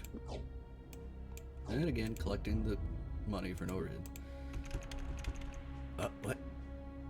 It is much the same as the magical perimeters the Timeranian gods use. Makala must have learned their nature while he was there. Can you disassemble it? Not directly. We will have to go to the source of its generation and eliminate the problem there. So if we find Makala, we'll be able to remove it. No. Makala is already within, investigating the Lifestone as we speak. He will have spellweavers scattered through this location to maintain a shield of this power. I don't think he was absolutely certain that I would have found the cup. So he knew you were going to find it. About 2 years ago, he was absent from Midkemia for a number of months. Shortly after I informed him that I would divulge no more about this chamber and the events at the end of the great uprising of the Moradel. When he reappeared, he dismissed his absence, saying that he had been traveling. So you think he ran across the cup himself? Among other things. It's the only way he could have known about its power and left it for me to discover. It is also probably about the time he decided to make contact with the Moradel. It's time we found the 6. Delacon's magical assistants. Not having seen them, I can't be certain whether they are native or not, but I suspect they aren't Moradel spellweavers, despite whatever appearance they may be using. Makala has played your ruler for a fool. Delacon won't stand to benefit in the slightest from this raid, despite anything Makala might have indicated. Enough speculation. The sooner we find the 6, the sooner we can get the shield down. Okay. How do I find them?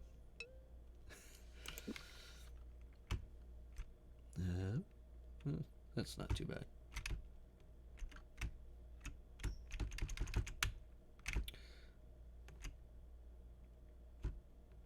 Oop. More of these boys.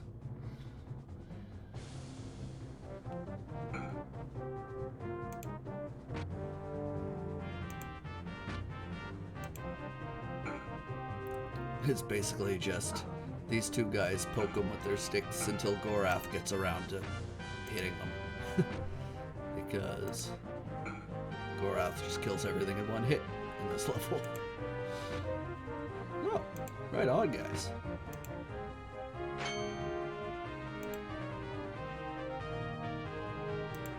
What are you doing, Owen?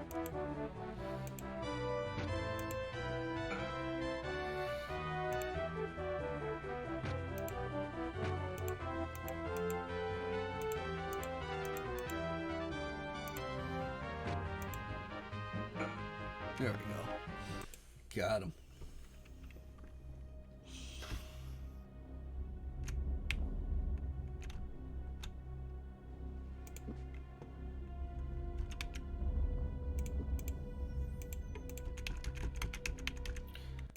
Nice. It's a whole slew of bad boys.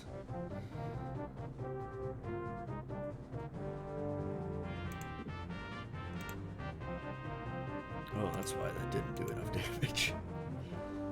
Because... yeah.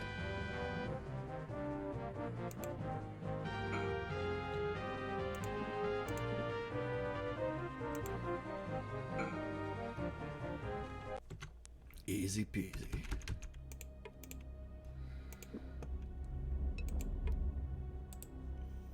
Spoiled.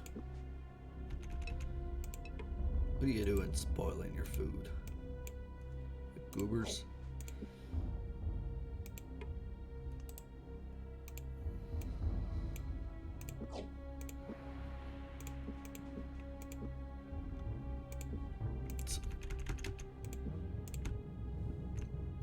What's moving around here?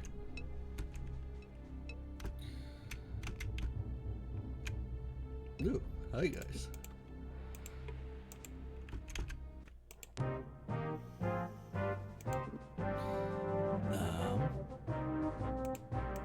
Yeah, sure, let's freeze them. You take the right, and Pug, you take the left.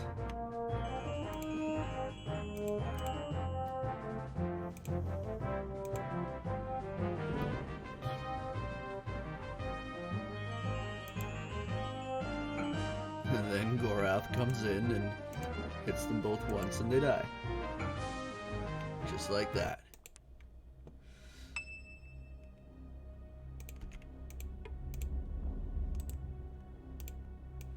Nice. I can always do with food. No. I want the giant. Let me at the giant. There.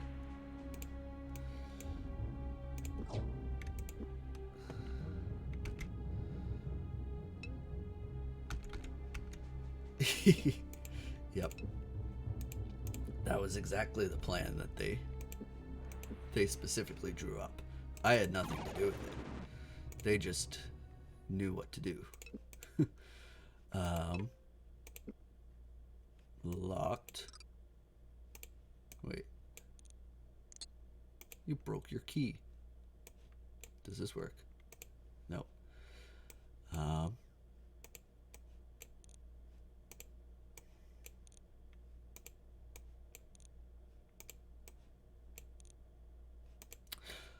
Okay, hopefully there was nothing important in there.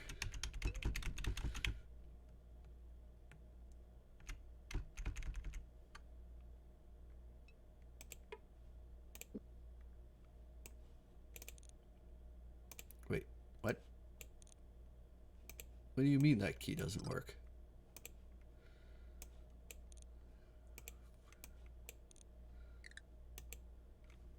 Okay.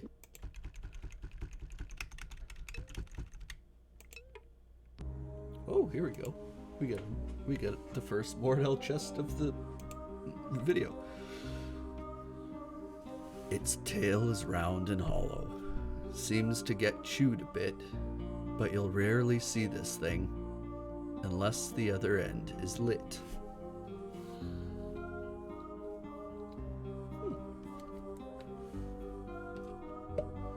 Do you know the answer?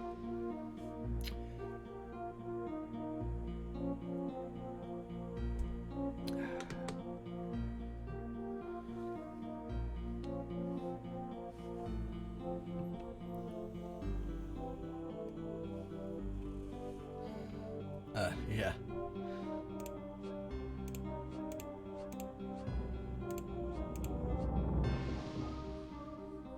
Pipe.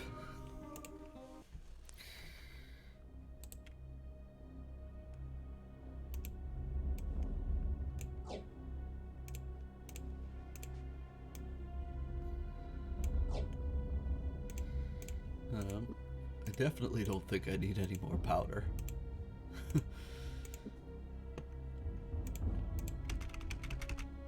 Wait. How much rope did it have?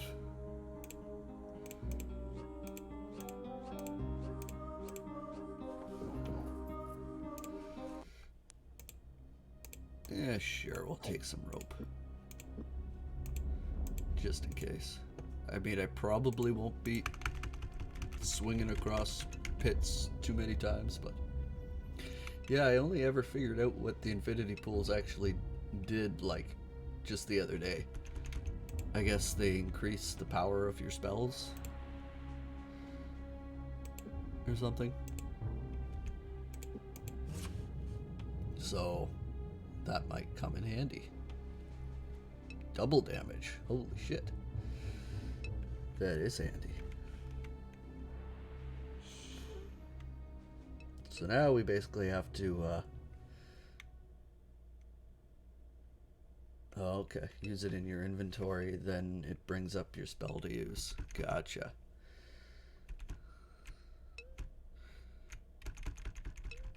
So now we basically just have to track down 6 spellcasters. Well, first we gotta solve the thing. 4 legs in front, 2 behind. Its steely armor scratched and dented by rocks and sticks. Still it toils as it helps feed the hungry.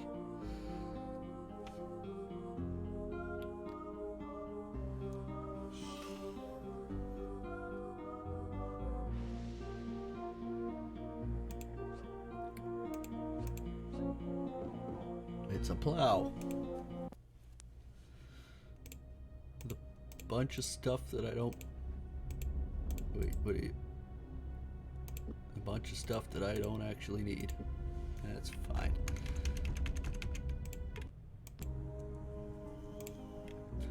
In the fields, the body's burning. Just kidding. In the fields, a frightful thing. Watch it and you will find. It has a pitchfork in the front and a broom back behind. This one always made me kind of laugh.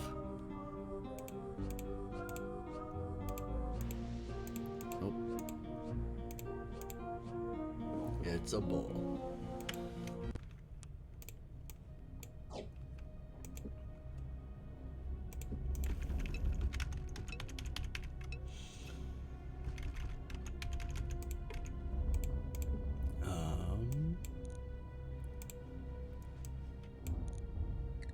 There we go. What am I looking at here? A wind elemental. We know just what to do with you.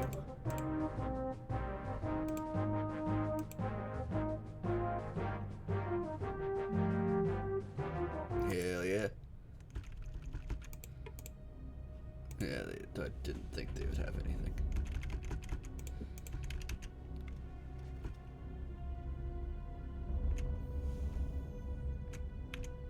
What are you?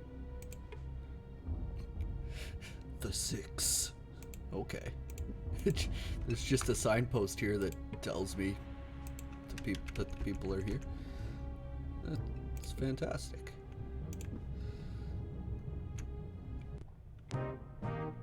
Yeah. It's just a signpost. Secret hideout. We were told to expect you, Melamber.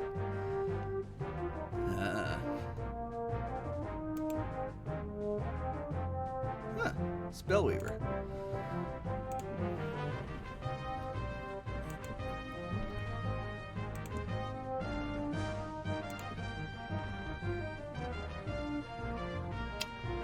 Well, let's just really mess this dude's day up. It's that didn't do the thing.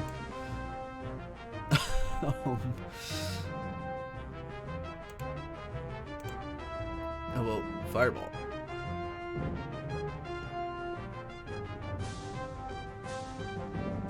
Uh-oh.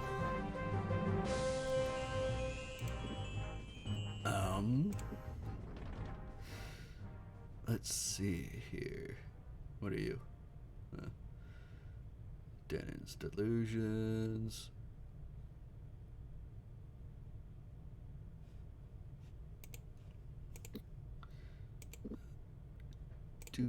Let's try this. Get him with the fairies.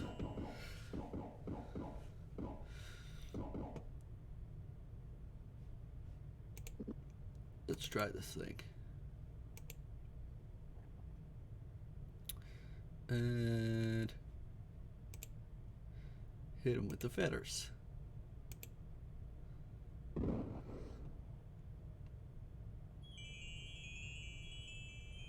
Huh. It froze him but did no damage. Interesting.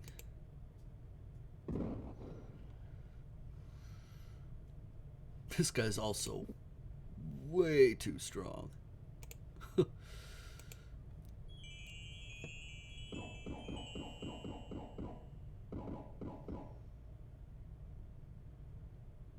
There we go. Got him. Do you have anything? You got money, which I still don't need to collect, but I'm still doing it anyway.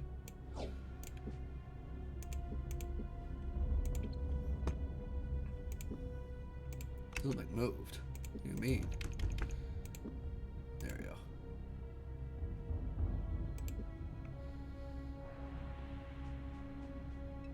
Yeah. Could be. What do we do? I'll have to see the next one if I'm able to get Gorath close enough to hit them.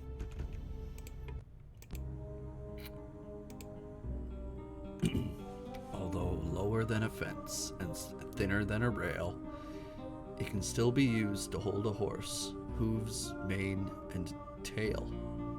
What?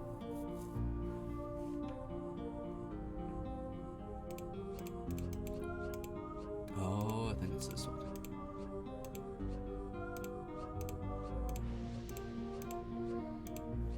Nope, just kidding. What? Oh, I was thinking stall. It's a stake. Yeah, it's... Well, I got it accidentally, so...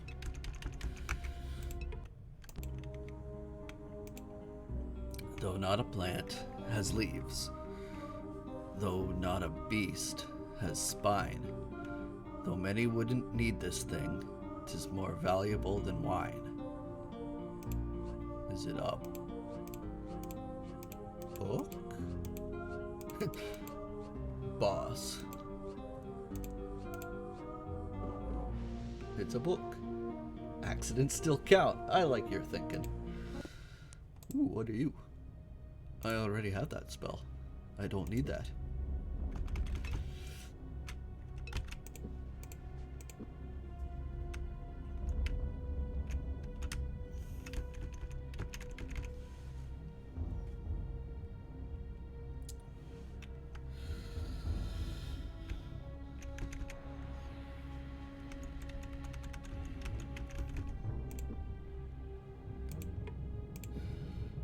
Use our magical key to unlock this. Huh. What?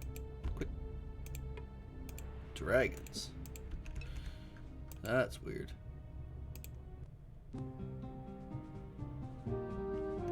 At least we know what to do with these guys.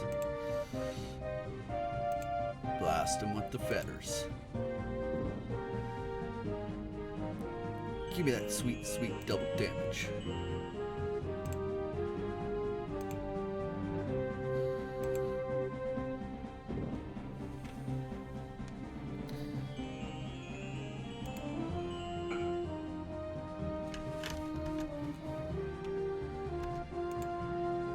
And then just let Gorath finish him off.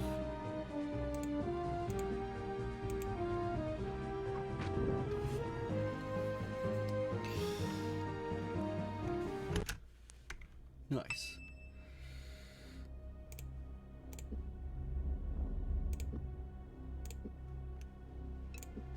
So, locked tight. No one down there, apparently.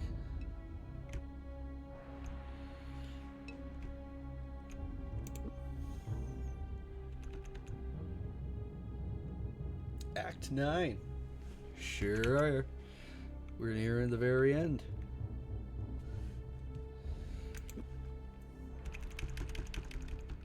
Oop.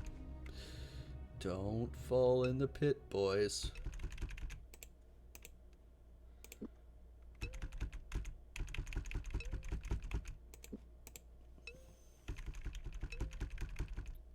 Ooh.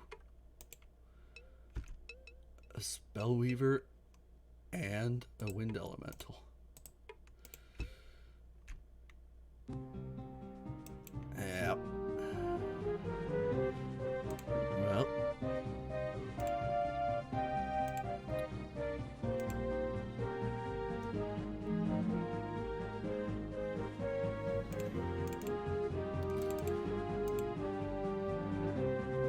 Let's do this.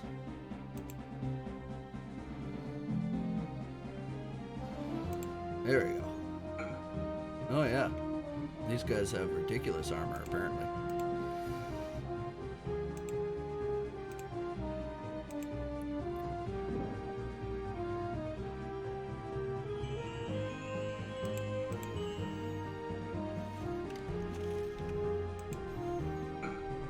There we go.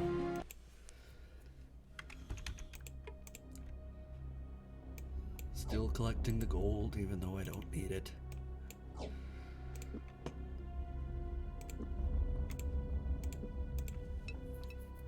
So that's 2 spellweavers down.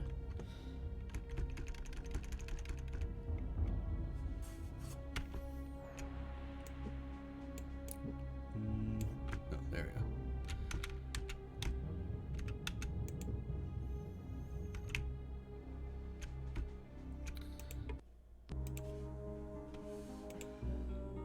What is this thing that having it, you can no longer give it away? But lacking it, for the moment at least, you can give it to those who must pay. Well, that's easy.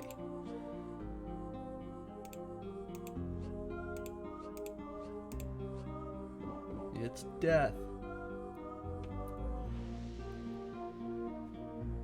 Good thing these wizards are stupid enough to not be in a single group. Yeah. I know. Otherwise, they'd be real screwed. Well,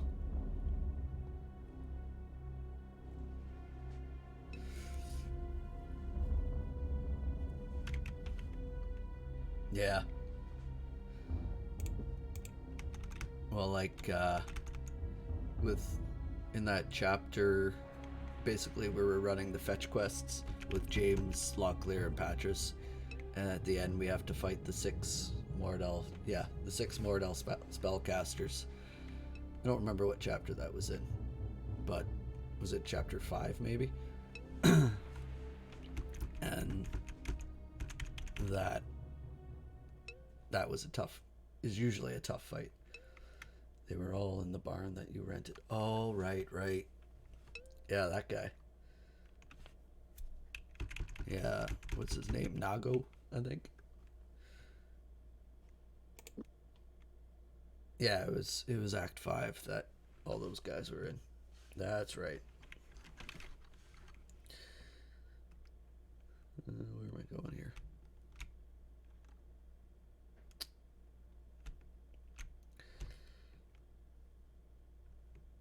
Oop. What did I do? Run into a door? Nope, I ran into a dead end. You must turn.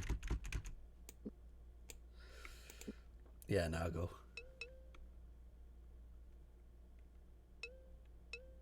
Yeah. Yeah, pretty much. Like, as long as one of your spellcasters can get a shot off to freeze him, like, he's toast.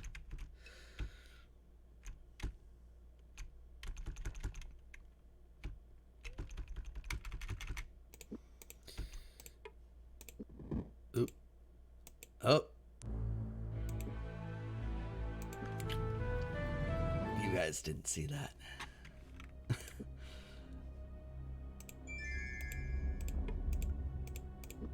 Oh, and it still explodes. Okay. Actually, these might be the ones where... Yeah, time to start from chapter 1. Oh god, could you imagine? Oh. Yeah. I think actually I read about these chests. I think they do like 200 damage and require like 98 skill in lockpicking, which I don't have. So we're just gonna not do that.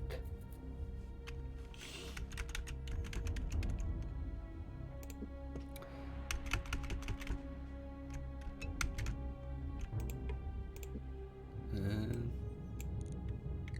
there's probably nothing important in there anyway. Hey.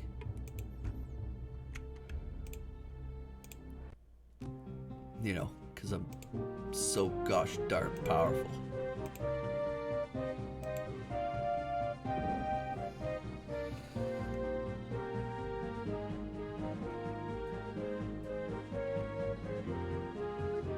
Can't send F so often.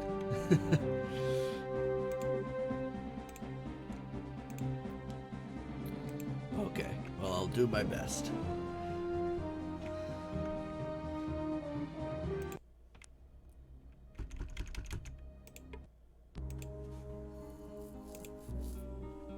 Our valiant leaders will keep this, but only after they have given it. Well, that just sounds like something that's not true at all, but it's a promise. A promise is a promise. Why don't I do this? I mean, I don't need it at all, but just for funsies, why don't I put some naphtha on my sword?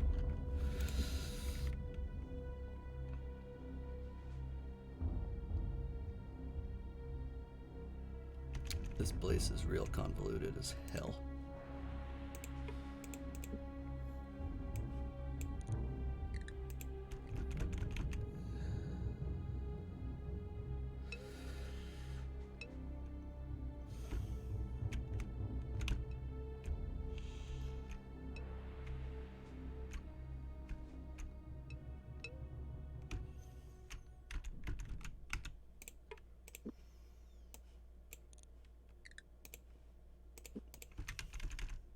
There's another boy.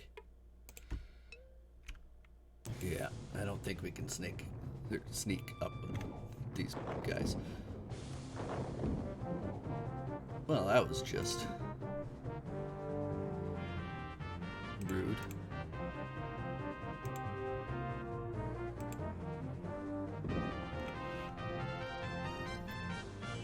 Yep, and then basically Gorath just moves in for the kill.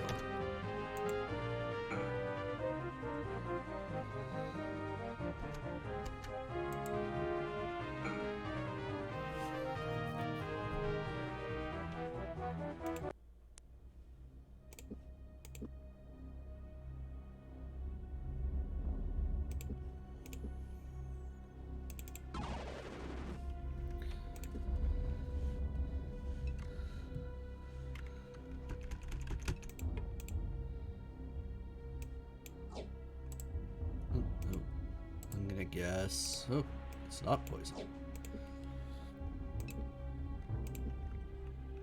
I just came to the sudden realization I hadn't actually paid attention to how much food I had in a while. Luckily, I've got lots. What is Gorath's max health stamina? Health is 79 and stamina is 84. 163. Yeah, he's a hefty boy.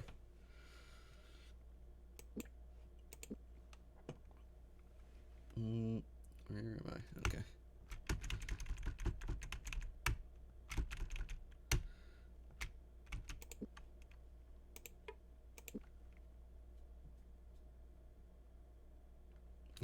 See, Patras, it's possible to be old and not suck. Yeah. I mean, Gorath is an elf after all. So, born again elf, I might add.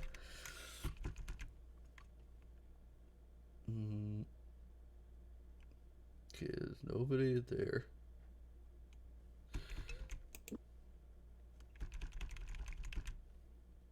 Don't need that place.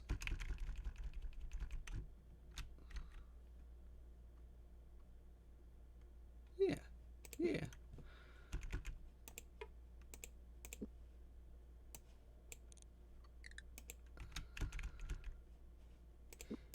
Hello, boy.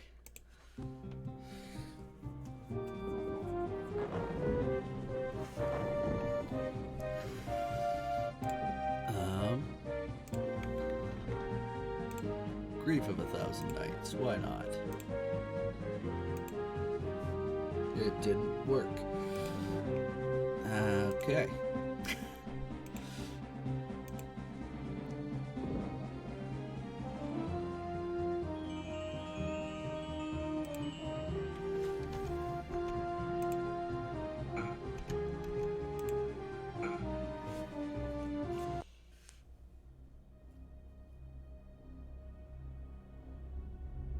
Oh. Yeah. Yeah, the 6 would be, like, probably impossible in a group. Well, you might be able to get away with it, but I would say you probably wouldn't be able to kill them if you had to fight all 6 of them at once. Something's moving around again. So which one was that? That guy, okay.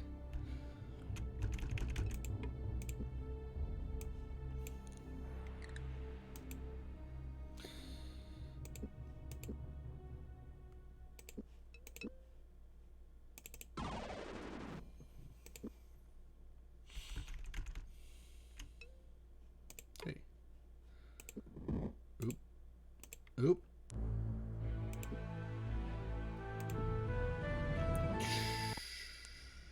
You saw nothing.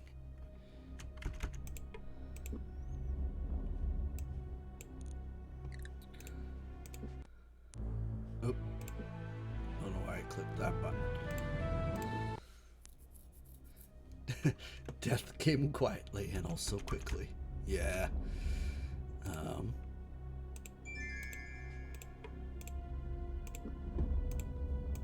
Okay. I guess we're just not opening that one either.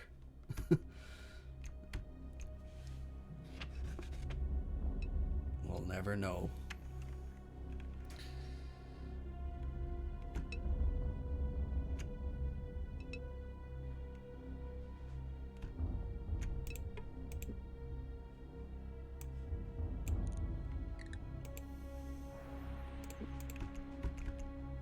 What am I looking at here?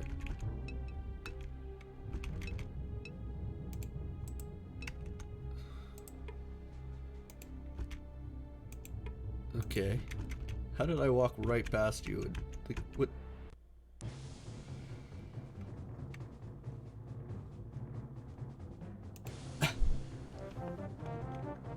That was weird. Is this guy blind?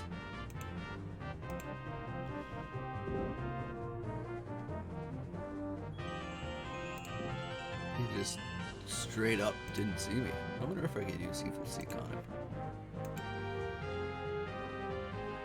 Yep.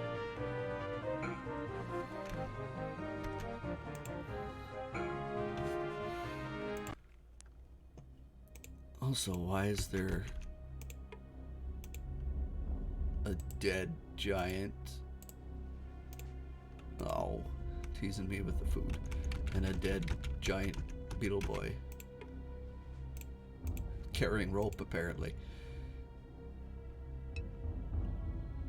The crab thing? This crab thing. I don't know why it's here, though.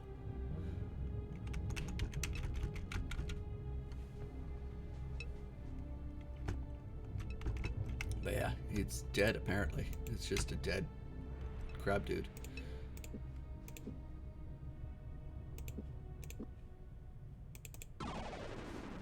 For some reason. Yeah, it's just, it's dead. So, how many have we killed so far? 1, 2, 3, 4, 5. We've got 1 left. Cool.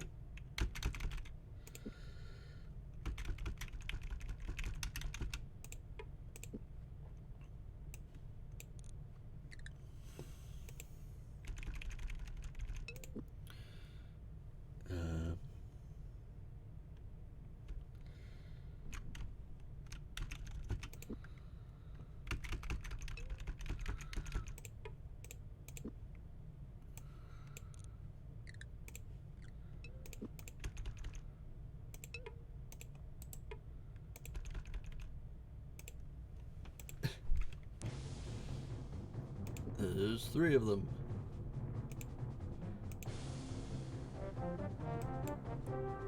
Just shooting it past Gorath. I bet you it singed his arm hairs.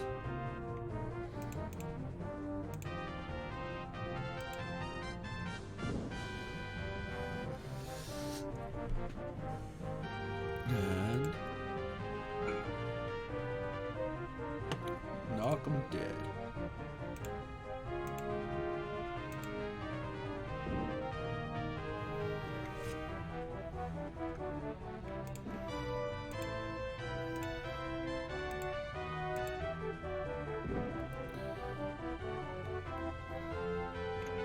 Got him.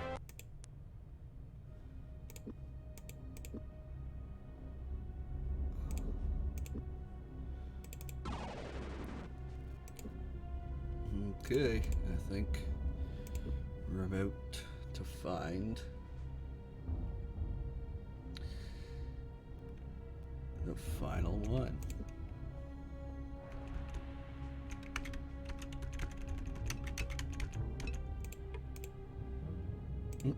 It's just carrying a torch in its many pockets. Okay.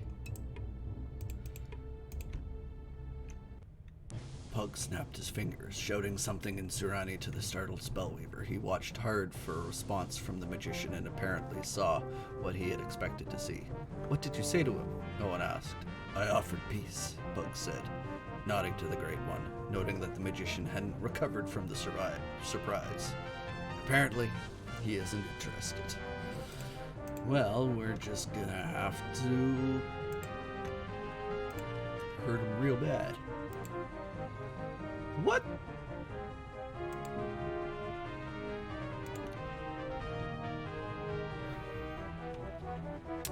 Not sure how that happened. So these are all just defense spells, yeah. Wait. When did I get Firestorm?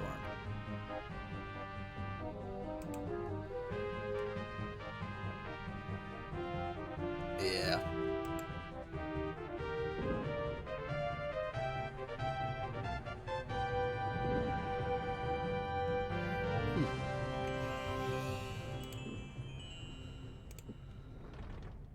Yeah, I don't know when I got Firestorm, but apparently I have it, so.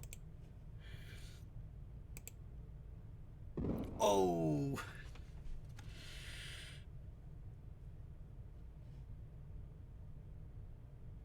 What?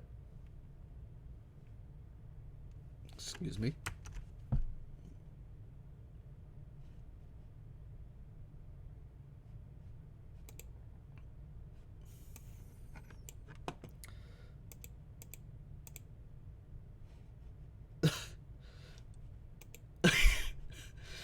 Oh.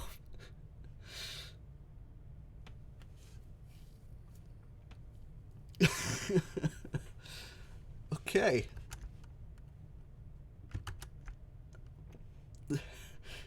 That's our first game crash, guys.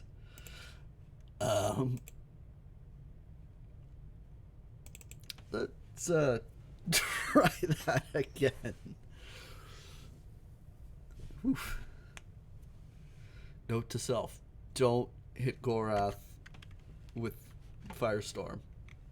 Well done, Owen, indeed. He fucked up so badly that he destroyed the entire universe. Let's try that again.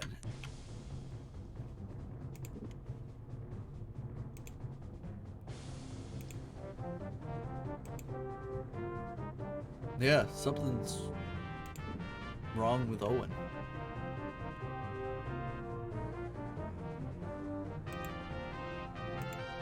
His accuracy's way down. Did I not heal with him? Yeah. You should be fine. Accuracy 90, which should be a lot higher than that.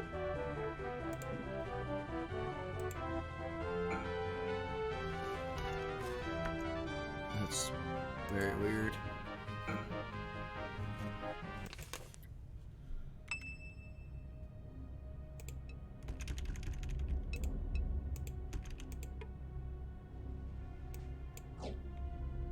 That boy ain't right. Yeah. Apparently. Oh, what's wrong with you?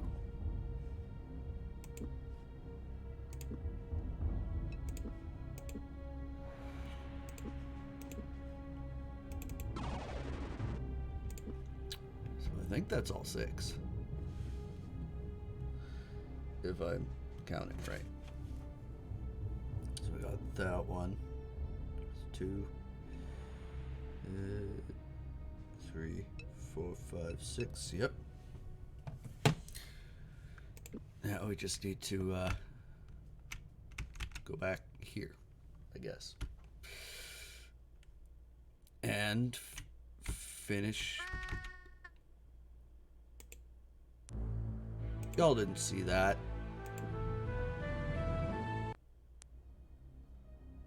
Oh, for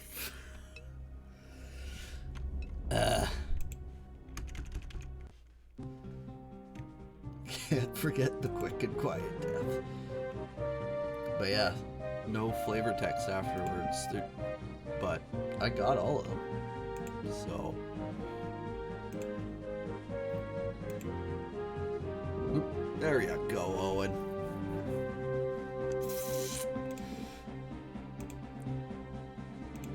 This might be the redemption battle. Thank you for the F.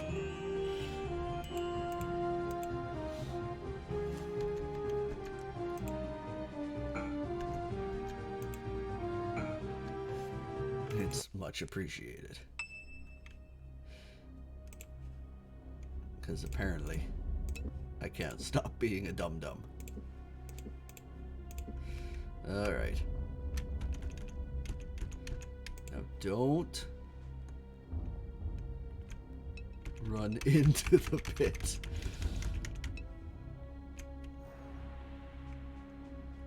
Oh, that death wasn't quiet. Yeah, he just kind of screamed and fell into the pit.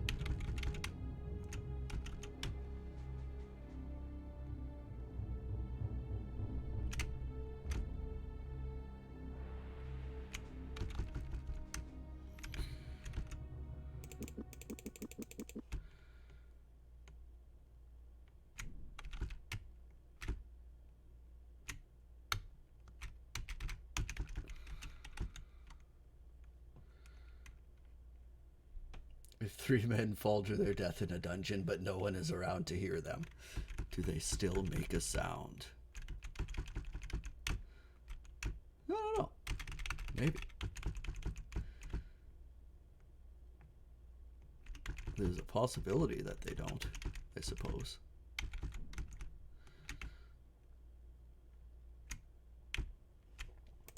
Don't fall to your death again, boys. There.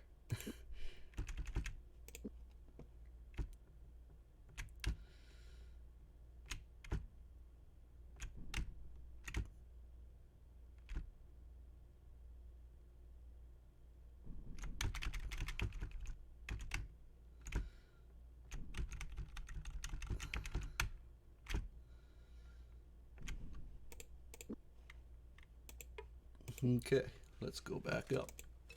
Oh, and Jesus Christ.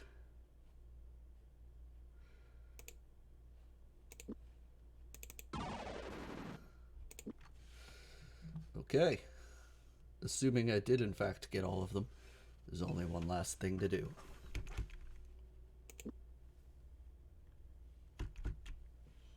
Sorry, my cat was making a very haunting, spooky noise in her sleep.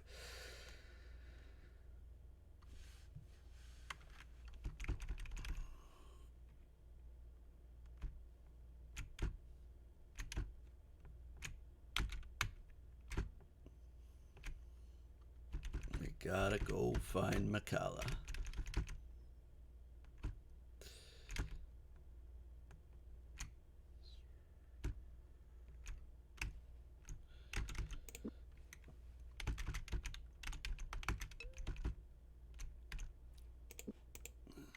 This is it, dear viewers. The final battle.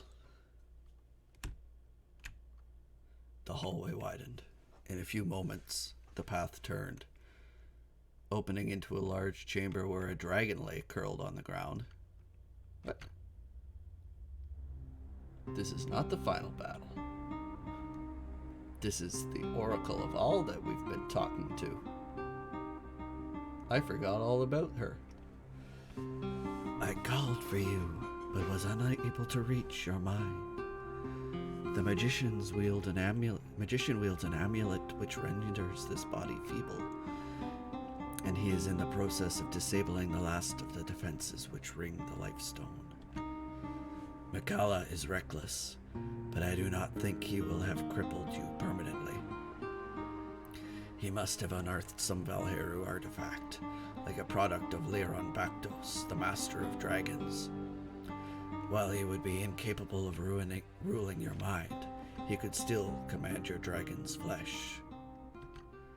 My inability to know my own future blinded us to this possibility. It's something that we will have to attend to later. Gorath, I wish you to stay here and guard the oracle. Thank you. It pains me that protection is necessary.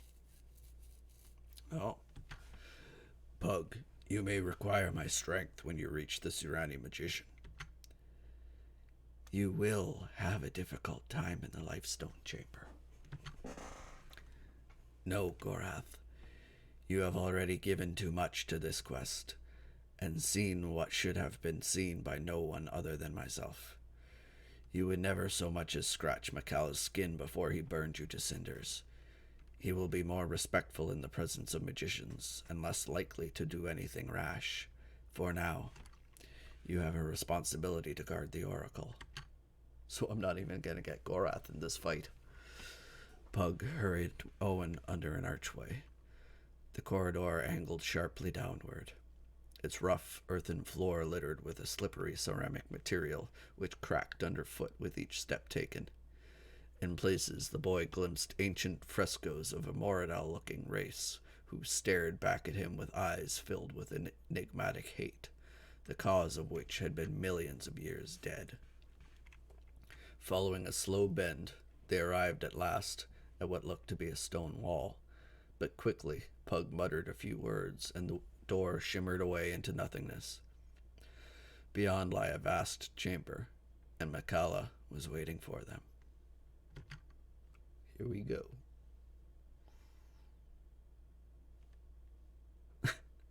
There we go. Pug.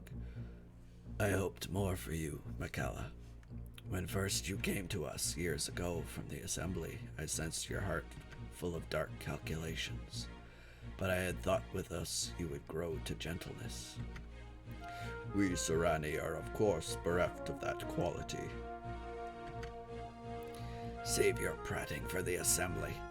You have returned my friendship with cold contempt, treated with my daughter as a wolf to his prey, and have defied my interdict to visit Sethanon. Assume nothing between us now other than the respect due between practitioners. Why has the Assembly of Magicians seen fit to interpose itself into Midkemian affairs? As a whole, the Assembly was unable to reach consensus on this matter. They hesitate to dabble in matters that might arouse your ire. Otherwise, disposed with a small problem concerning House Akoma, they decided those who felt this investigation necessary could conduct it of their own volition. I undertook that responsibility. I should be careful taking such weight upon your shoulders. It may yet crush you. 10 years ago, you engaged in a battle to bar the Valheru entrance to your world. A battle in which you requested the service of several companies of Serani foot soldiers.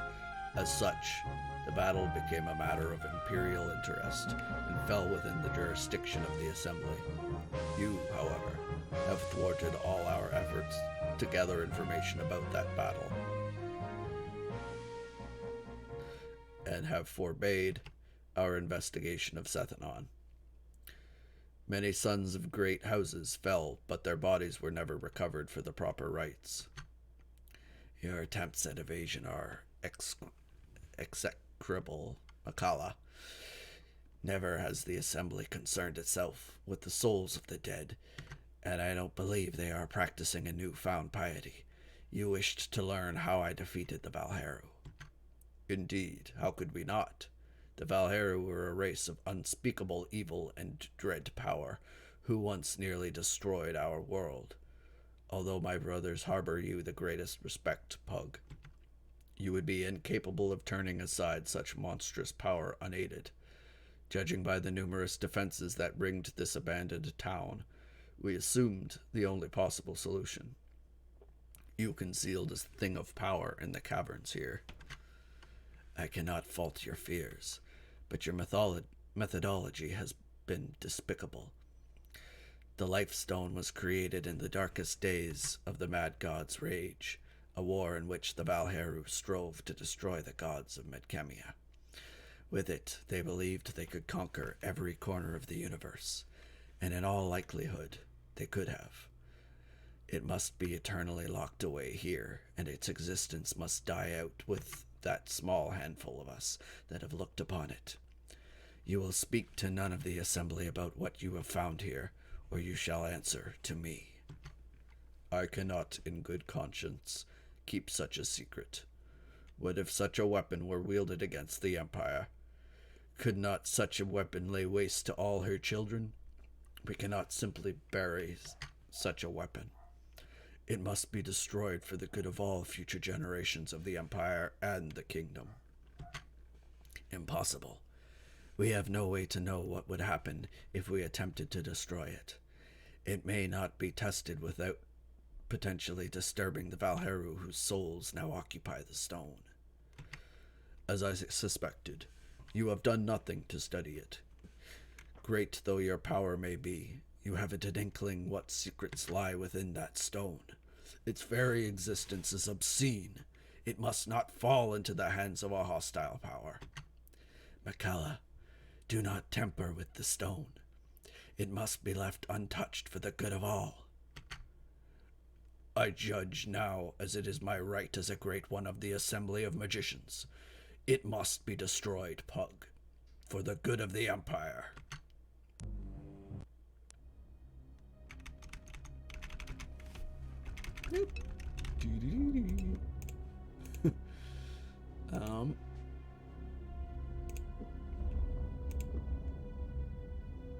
Time to do one last save, I guess.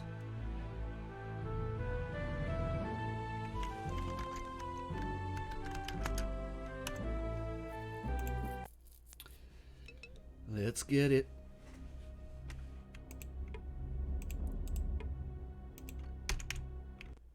Mikala raised his staff, not wanting to strike down the Serani, but realizing the choice was being made for him. Pug summoned what resources were left to him after this Timeranian cup had blanked his spellcasting ability. Perhaps between he and the boy they could still defeat Mikala. What the fuck are you?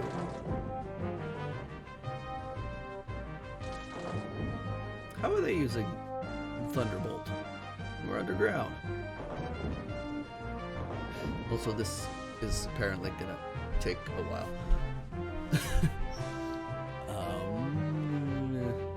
I want to see what the fuck these things are.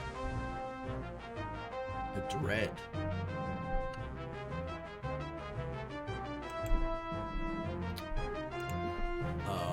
Are you guys like the wind elementals? Nope.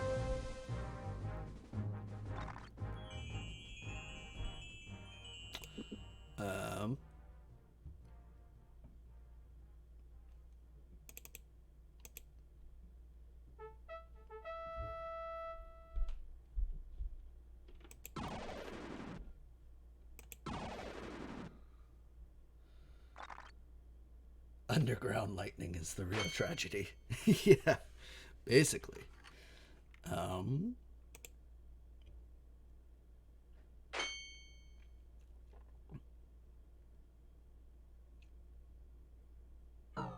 So I don't really know how to kill these guys. Maybe they're evil. Maybe I can use Evil Seek on them.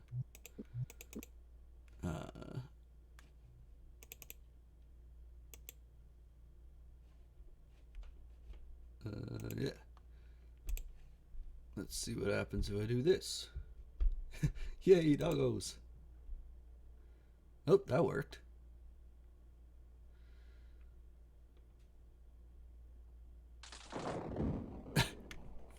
More underground lightning. So basically, Pug is just doing this all on his own. Well, with the doggos. Because Owen's just, chilling.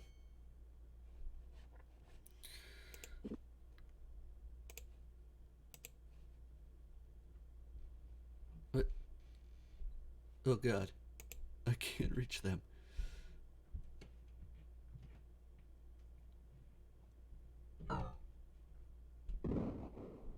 Uh-oh. That didn't work.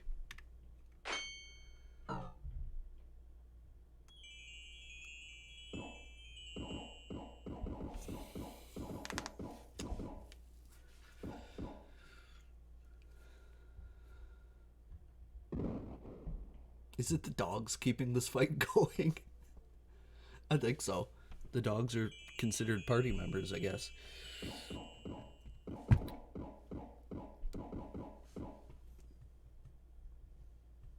There we go. Yeah. Let's try that again. have to pay your respects.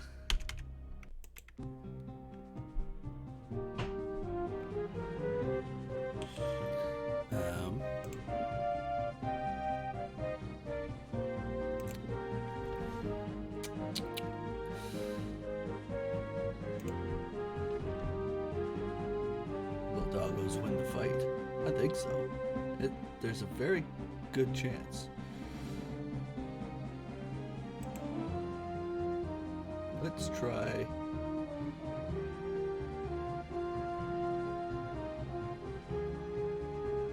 Wait, what? How did this work?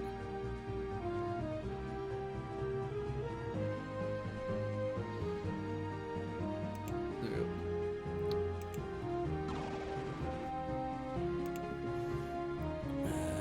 Yeah.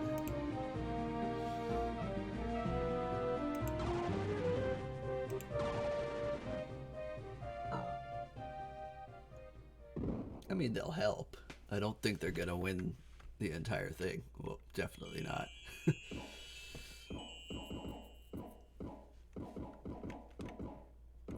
Yeah, the doggo's dying. Can I blast you with fetters of rhyme? Mikala's frozen. Imagine that.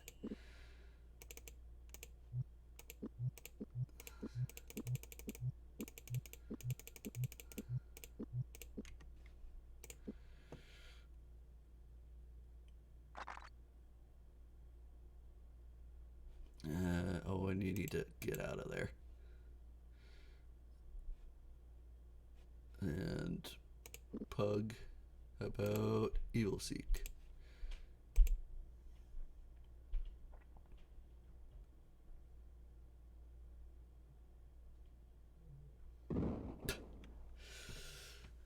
Okay, what? How did that dog die?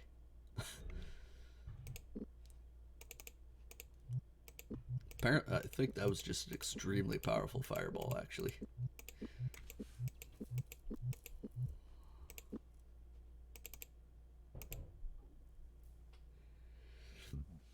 Let's see.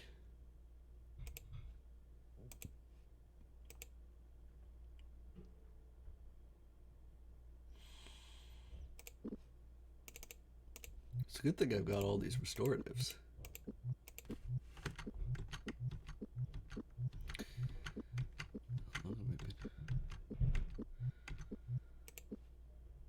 Okay.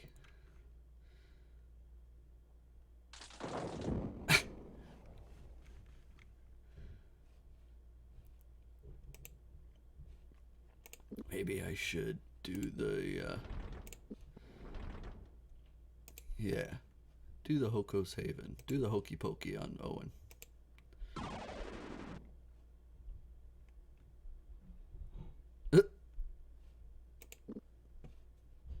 Not sure why they missed, but missed they have.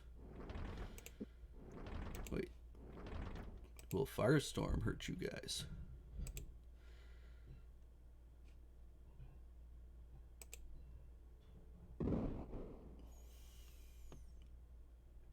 Oh, nice.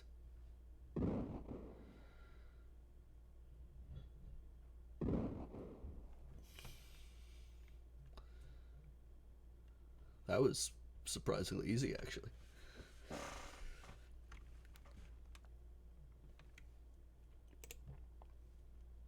Yeah, it was acceptable. I will allow it. Now we just blast Mikala with everything we got. Fireball doesn't work, though.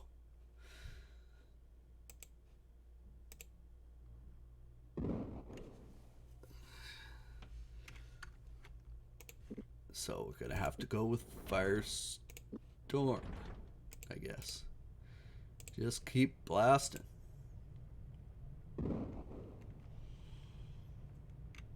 There we go. It was over. Pug stared at Mikala's lifeless form as it lay silently on the hard stone floor. Hiding from the grief that threatened to overcome his pain and exhaustion, he turned to Owen, saw the boy was on his knees. Pug was about to help the boy to his feet when he noticed a strange light filling the chamber.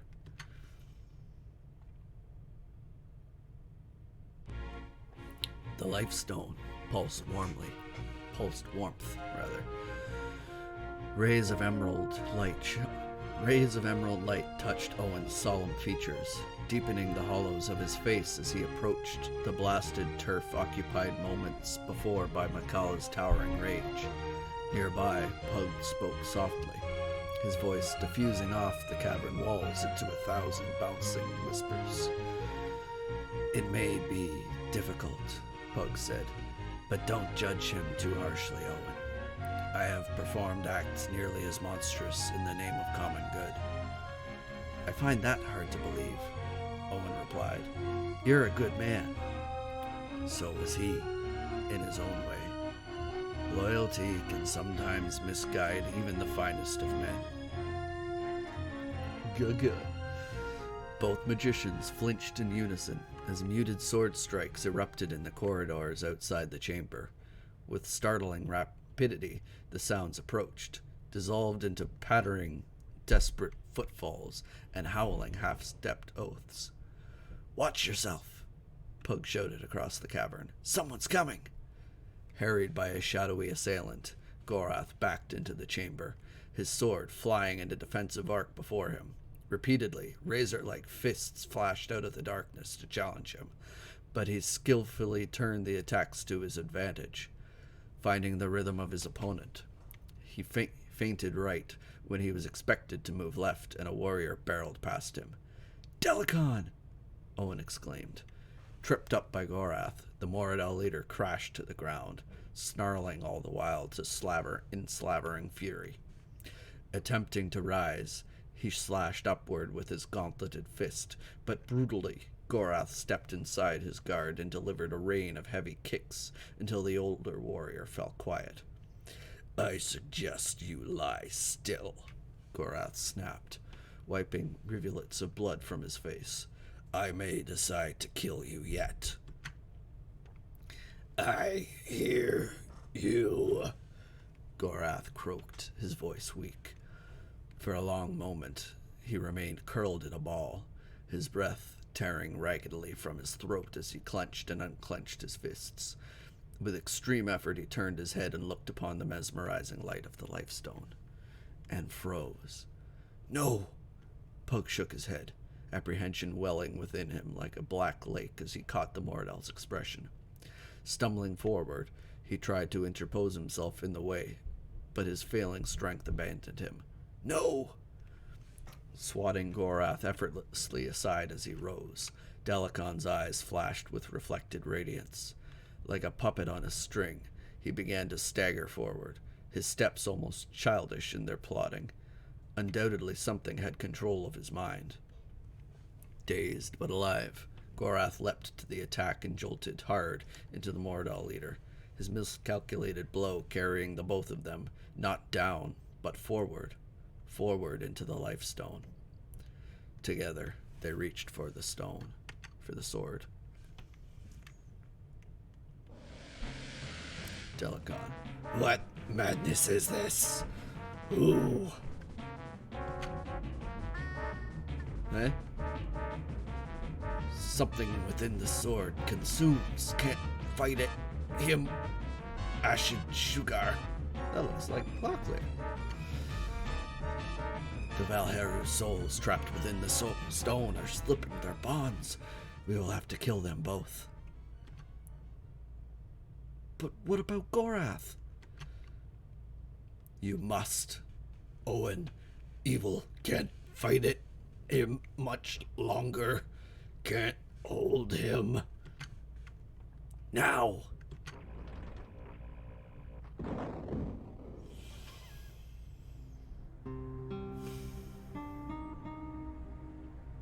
Owen stared blankly at the lifestone.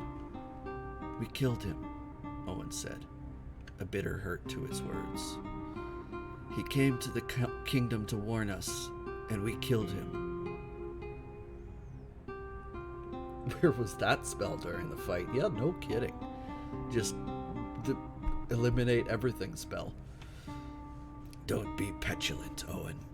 This isn't a time for it. Glaring at Pug with shock, Owen opened his mouth to reply, but found that adequate words failed him. Angered, he turned as if to leave, but felt the master magician's hand on his shoulder. "Wait," Pug said, his voice more gentle than it had been. Meeting the boy's hateful gaze, he motioned for him to stay. "You must understand. Gorath was dead the minute he touched the sword. If we had hesitated another moment longer, both he and Delicon would be dead, and an unspeakable evil would be loose upon our world. When Delicon began to change, you could see the Valheru were attempting to mold them into a form they could use. Do you remember the terrible devastation we saw in Timurania? That would be a paradise compared to the lives we would lead under their dominion. I'm telling you this because you now have knowledge and abilities which come with terrible responsibilities. You will have to make decisions far worse than this someday if you continue down the path you are on. You are going to have to learn to think before you act, but never to regret your decisions, right or wrong. Otherwise, you will slowly begin to not make decisions at all." "But how can I know which are the right decisions?" Owen asked. "How can I be sure?" Pug squeezed his shoulder. "You need to live to a ripe old age to know that, and I am not nearly old enough to have an answer. All I know is what Macros the Black once told me. He said to train those around me well, to make them powerful, but also to make them loving and generous. I see those things in you."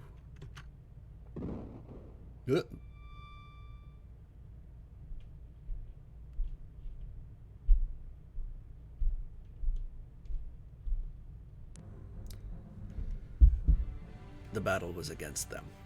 Enraged, war leader Morelf growled orders to his terror-stricken lieutenants as he reviewed their weakening lines from the safety of an elm-shaded hill, watched with fury as his forward ranks of pikemen retreated under an unexpectedly heavy rain of kingdom longbow fire.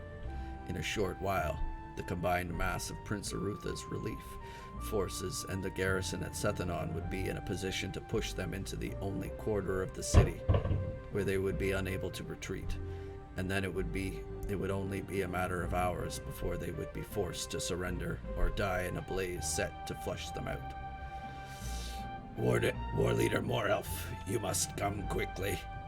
Hearing a commotion to his left, he muttered a silent curse on Delicon's head for leading them on this fool's errand, then snapped his attention to a small group of Moradel who were advancing towards him, faces flushed with excitement.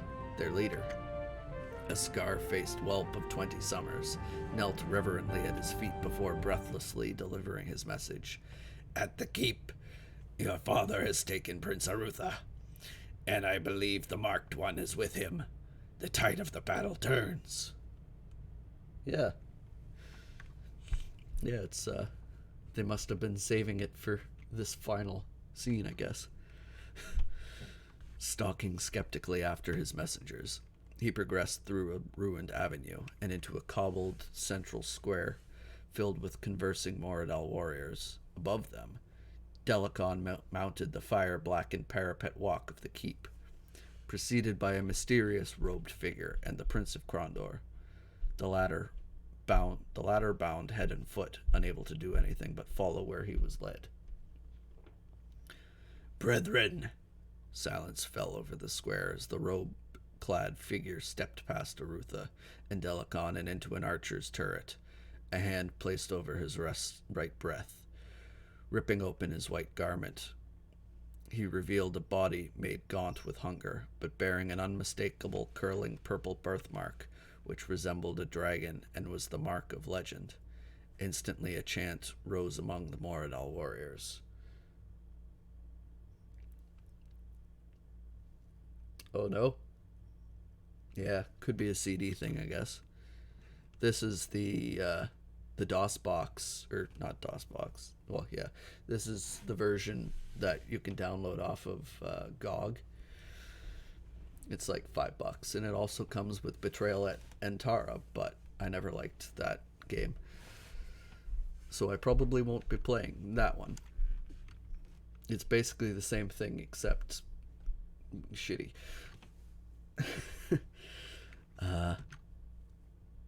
I have returned.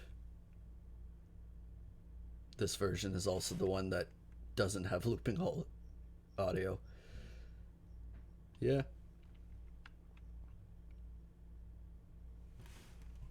Yeah, there are some other difference.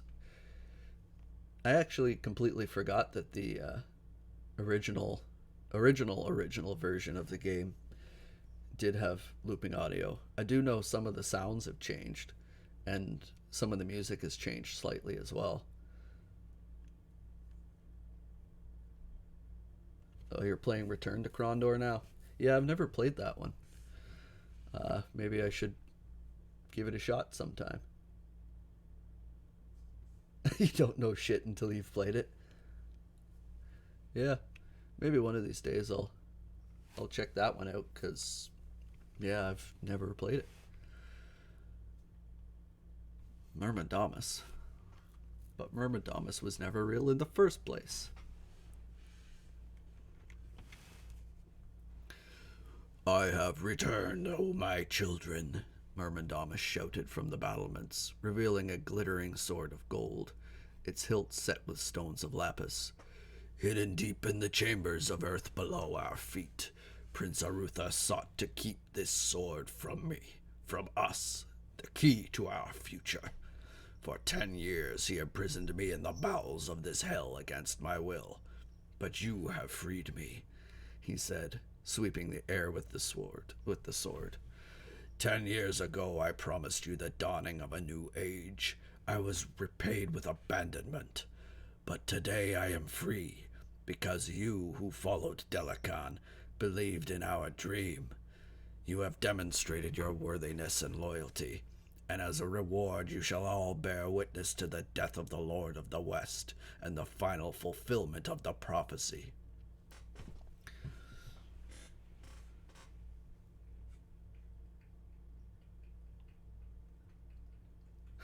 Turning off music in a Krondor game? Why would you ever do such a thing?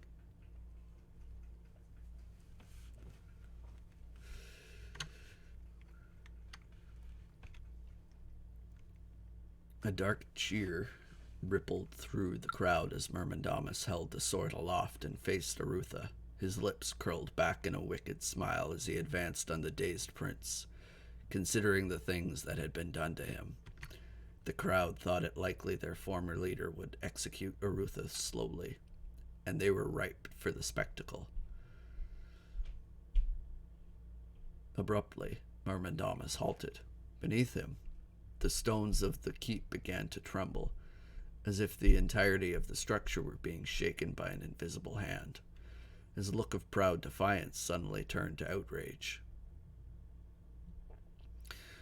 What treachery is this? Myrmidamus screamed. Who meddles with the prophecy?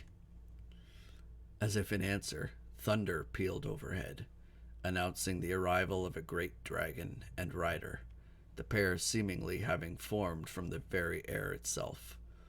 Floating down from dizzying heights, they descended to a point level with the keep's rooftops, the dragon's wings beating great gales of wind against the crowd. The prophecy is false, Myrmidamus, as are you, Pug shouted from the dragon's back. You have betrayed the folk of this kingdom and those of your own people for a lie. It is time for your terror to come to an end. At Pug's command, Arutha ducked narrowly averting death as the dragon skimmed low overhead, lashing the battlements with its titanic whip-like tail, hurling both Myrmidamus and Delacan. What? See, I don't understand that. Delacan shouldn't be here. Delacan's dead. He died in the fiery magic explosion.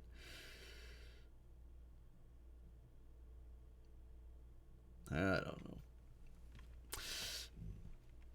know. Horrified hordes that watched far below. Oh, okay. Fanning away from the impact of the two, bystanders hastened to escape, fearing a possible second attack from the flying dragon and its equally menacing rider. Standing in the midst of the crowd, Morelf looked on, void of pain or fear, his voice calm and clear as he addressed a goblin lieutenant who stood near him. Gather your kin and call the retreat. Lord Morelf, we may still win. Lead us. Collaring the green-skinned creature, Morelf lifted him off his feet. I now lead the nations of the north, and my first command is that I shall lead us home. Call the retreat. Morelf spat, hurling the goblin backwards. The day is theirs, but I must see to something first.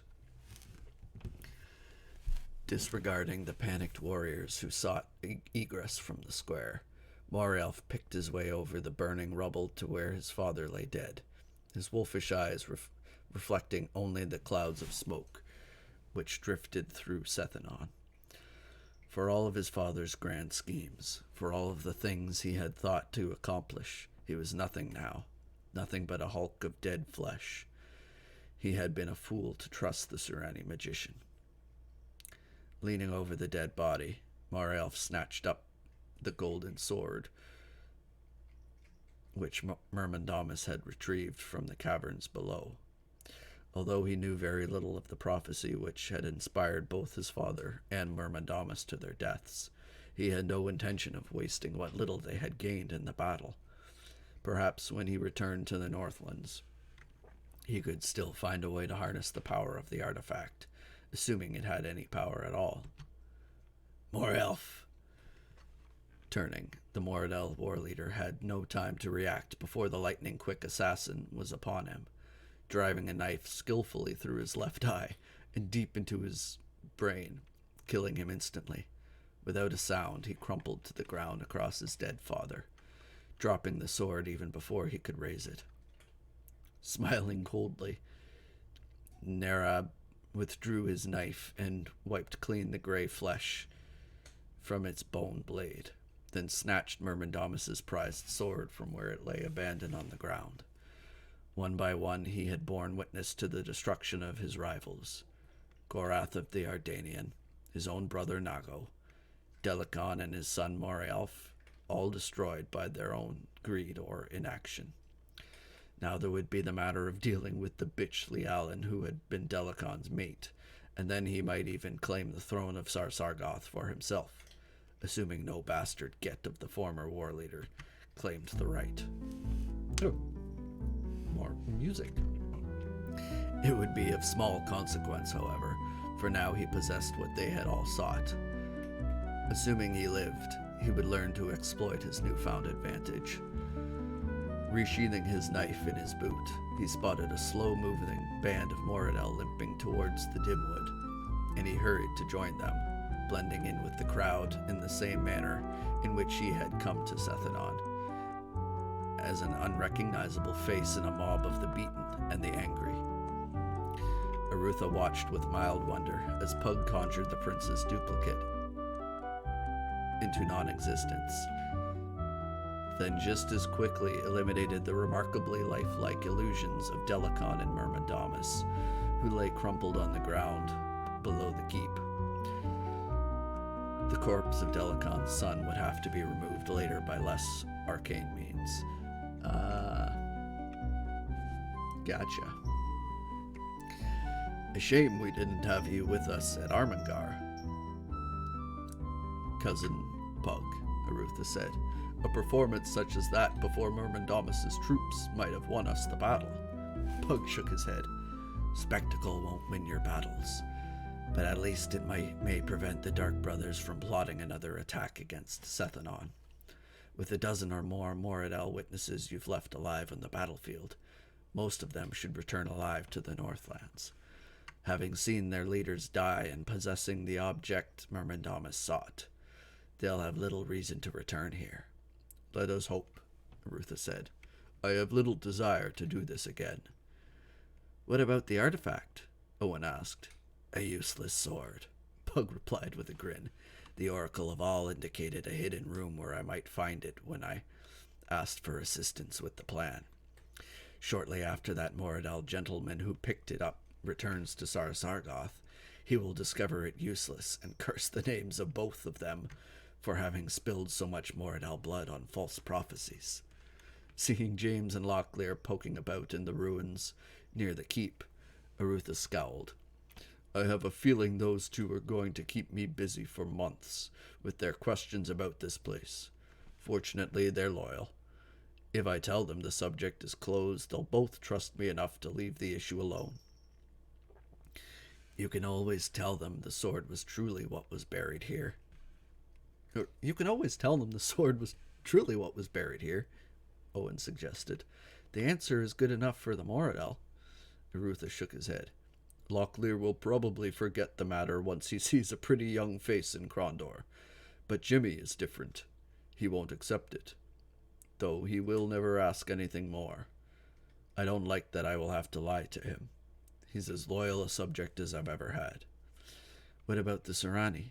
Owen asked. Nodding, Arutha seemed equally concerned with Pug's answer. I shall have to talk with them. A well-respected member of the Assembly of Magicians named Hakopepa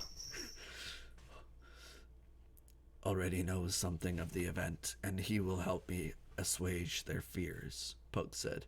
Thankfully, they have their hands tied with another bothersome individual at the moment.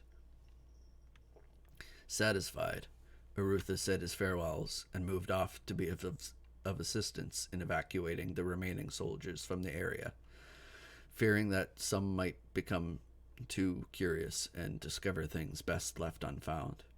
While watching the prince depart, Pug smiled quietly to himself, gaining Owen's attention. You seem pleased about something, Owen said. What is it? You will note that the prince said nothing about your silence, Pug said. You know the secret of Sethanon. In all of Metacamia, only Prince Arutha, King Liam, Duke Martin, Tomas of Elvendar, and myself truly know what lies beneath our feet. As if to reinforce the point, Pug tapped his staff at Owen's feet. What are you saying? Smiling, Pug began to lead him down the winding path towards the city's smashed southern gate. What that means is the prince expects me to guarantee your silence. That will be difficult to do. With you and Tyburn and me at my Academy of Magicians at Stardock, it will require that I make a number of long and tiresome journeys for the sole purpose of ensuring you keep your silence. It seems a waste of time. Stopping to look into the sunset, Pug seemed lost in thought. Of course, it is possible I could take you on as a student of magic. Your living expenses paid in full by Prince Arutha. Are you interested in becoming a true magician, Owen? Laughing for the first time in a great while, Owen twirled his staff in his hands. I've never wanted anything else.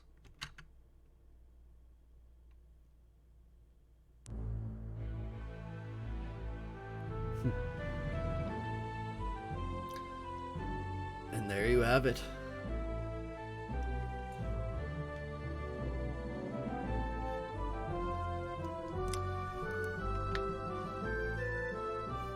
The end of a beautiful story.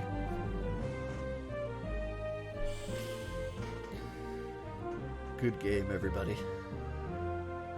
I enjoyed that.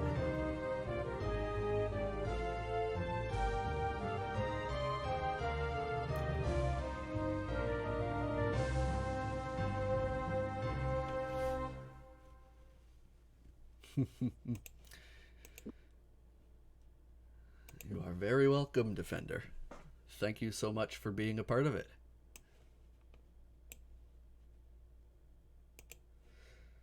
I thoroughly enjoyed that. Now I'll just have to decide what other cool games to play. I have a few ideas, but they'll have to wait until next Tuesday, I think. This week is kind of busy, and we have far too many people off, so I probably won't get a chance to play anything on Thursday. But that just gives me more time to figure out what I'm going to play next. But yeah, thank you everybody so much for joining me. It's been quite the experience. And now I finally have footage of somebody playing Betrayal at Krondor. That somebody happens to be me, but to each their own. I'm thinking about starting up a YouTube channel where I basically post all of my old streams once they're finished. So I will let you guys know as soon as that happens. And then you'll be able to rewatch my stream as many times as you want.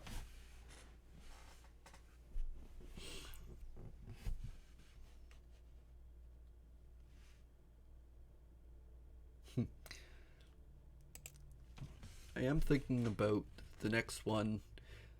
The next stream's either going to be maybe a shorter game, or there's one that I really want to play that I haven't played in probably at least 10 years. And it's a pretty fun game. Not from 1993, it's a bit newer. But it's still one that probably most people have forgotten about by now. So I hope you enjoy it. But yeah, that's about it for tonight, I guess. And yeah, I will see you next Tuesday for the next installment in my streams. Thank you everybody for watching. Have a good night.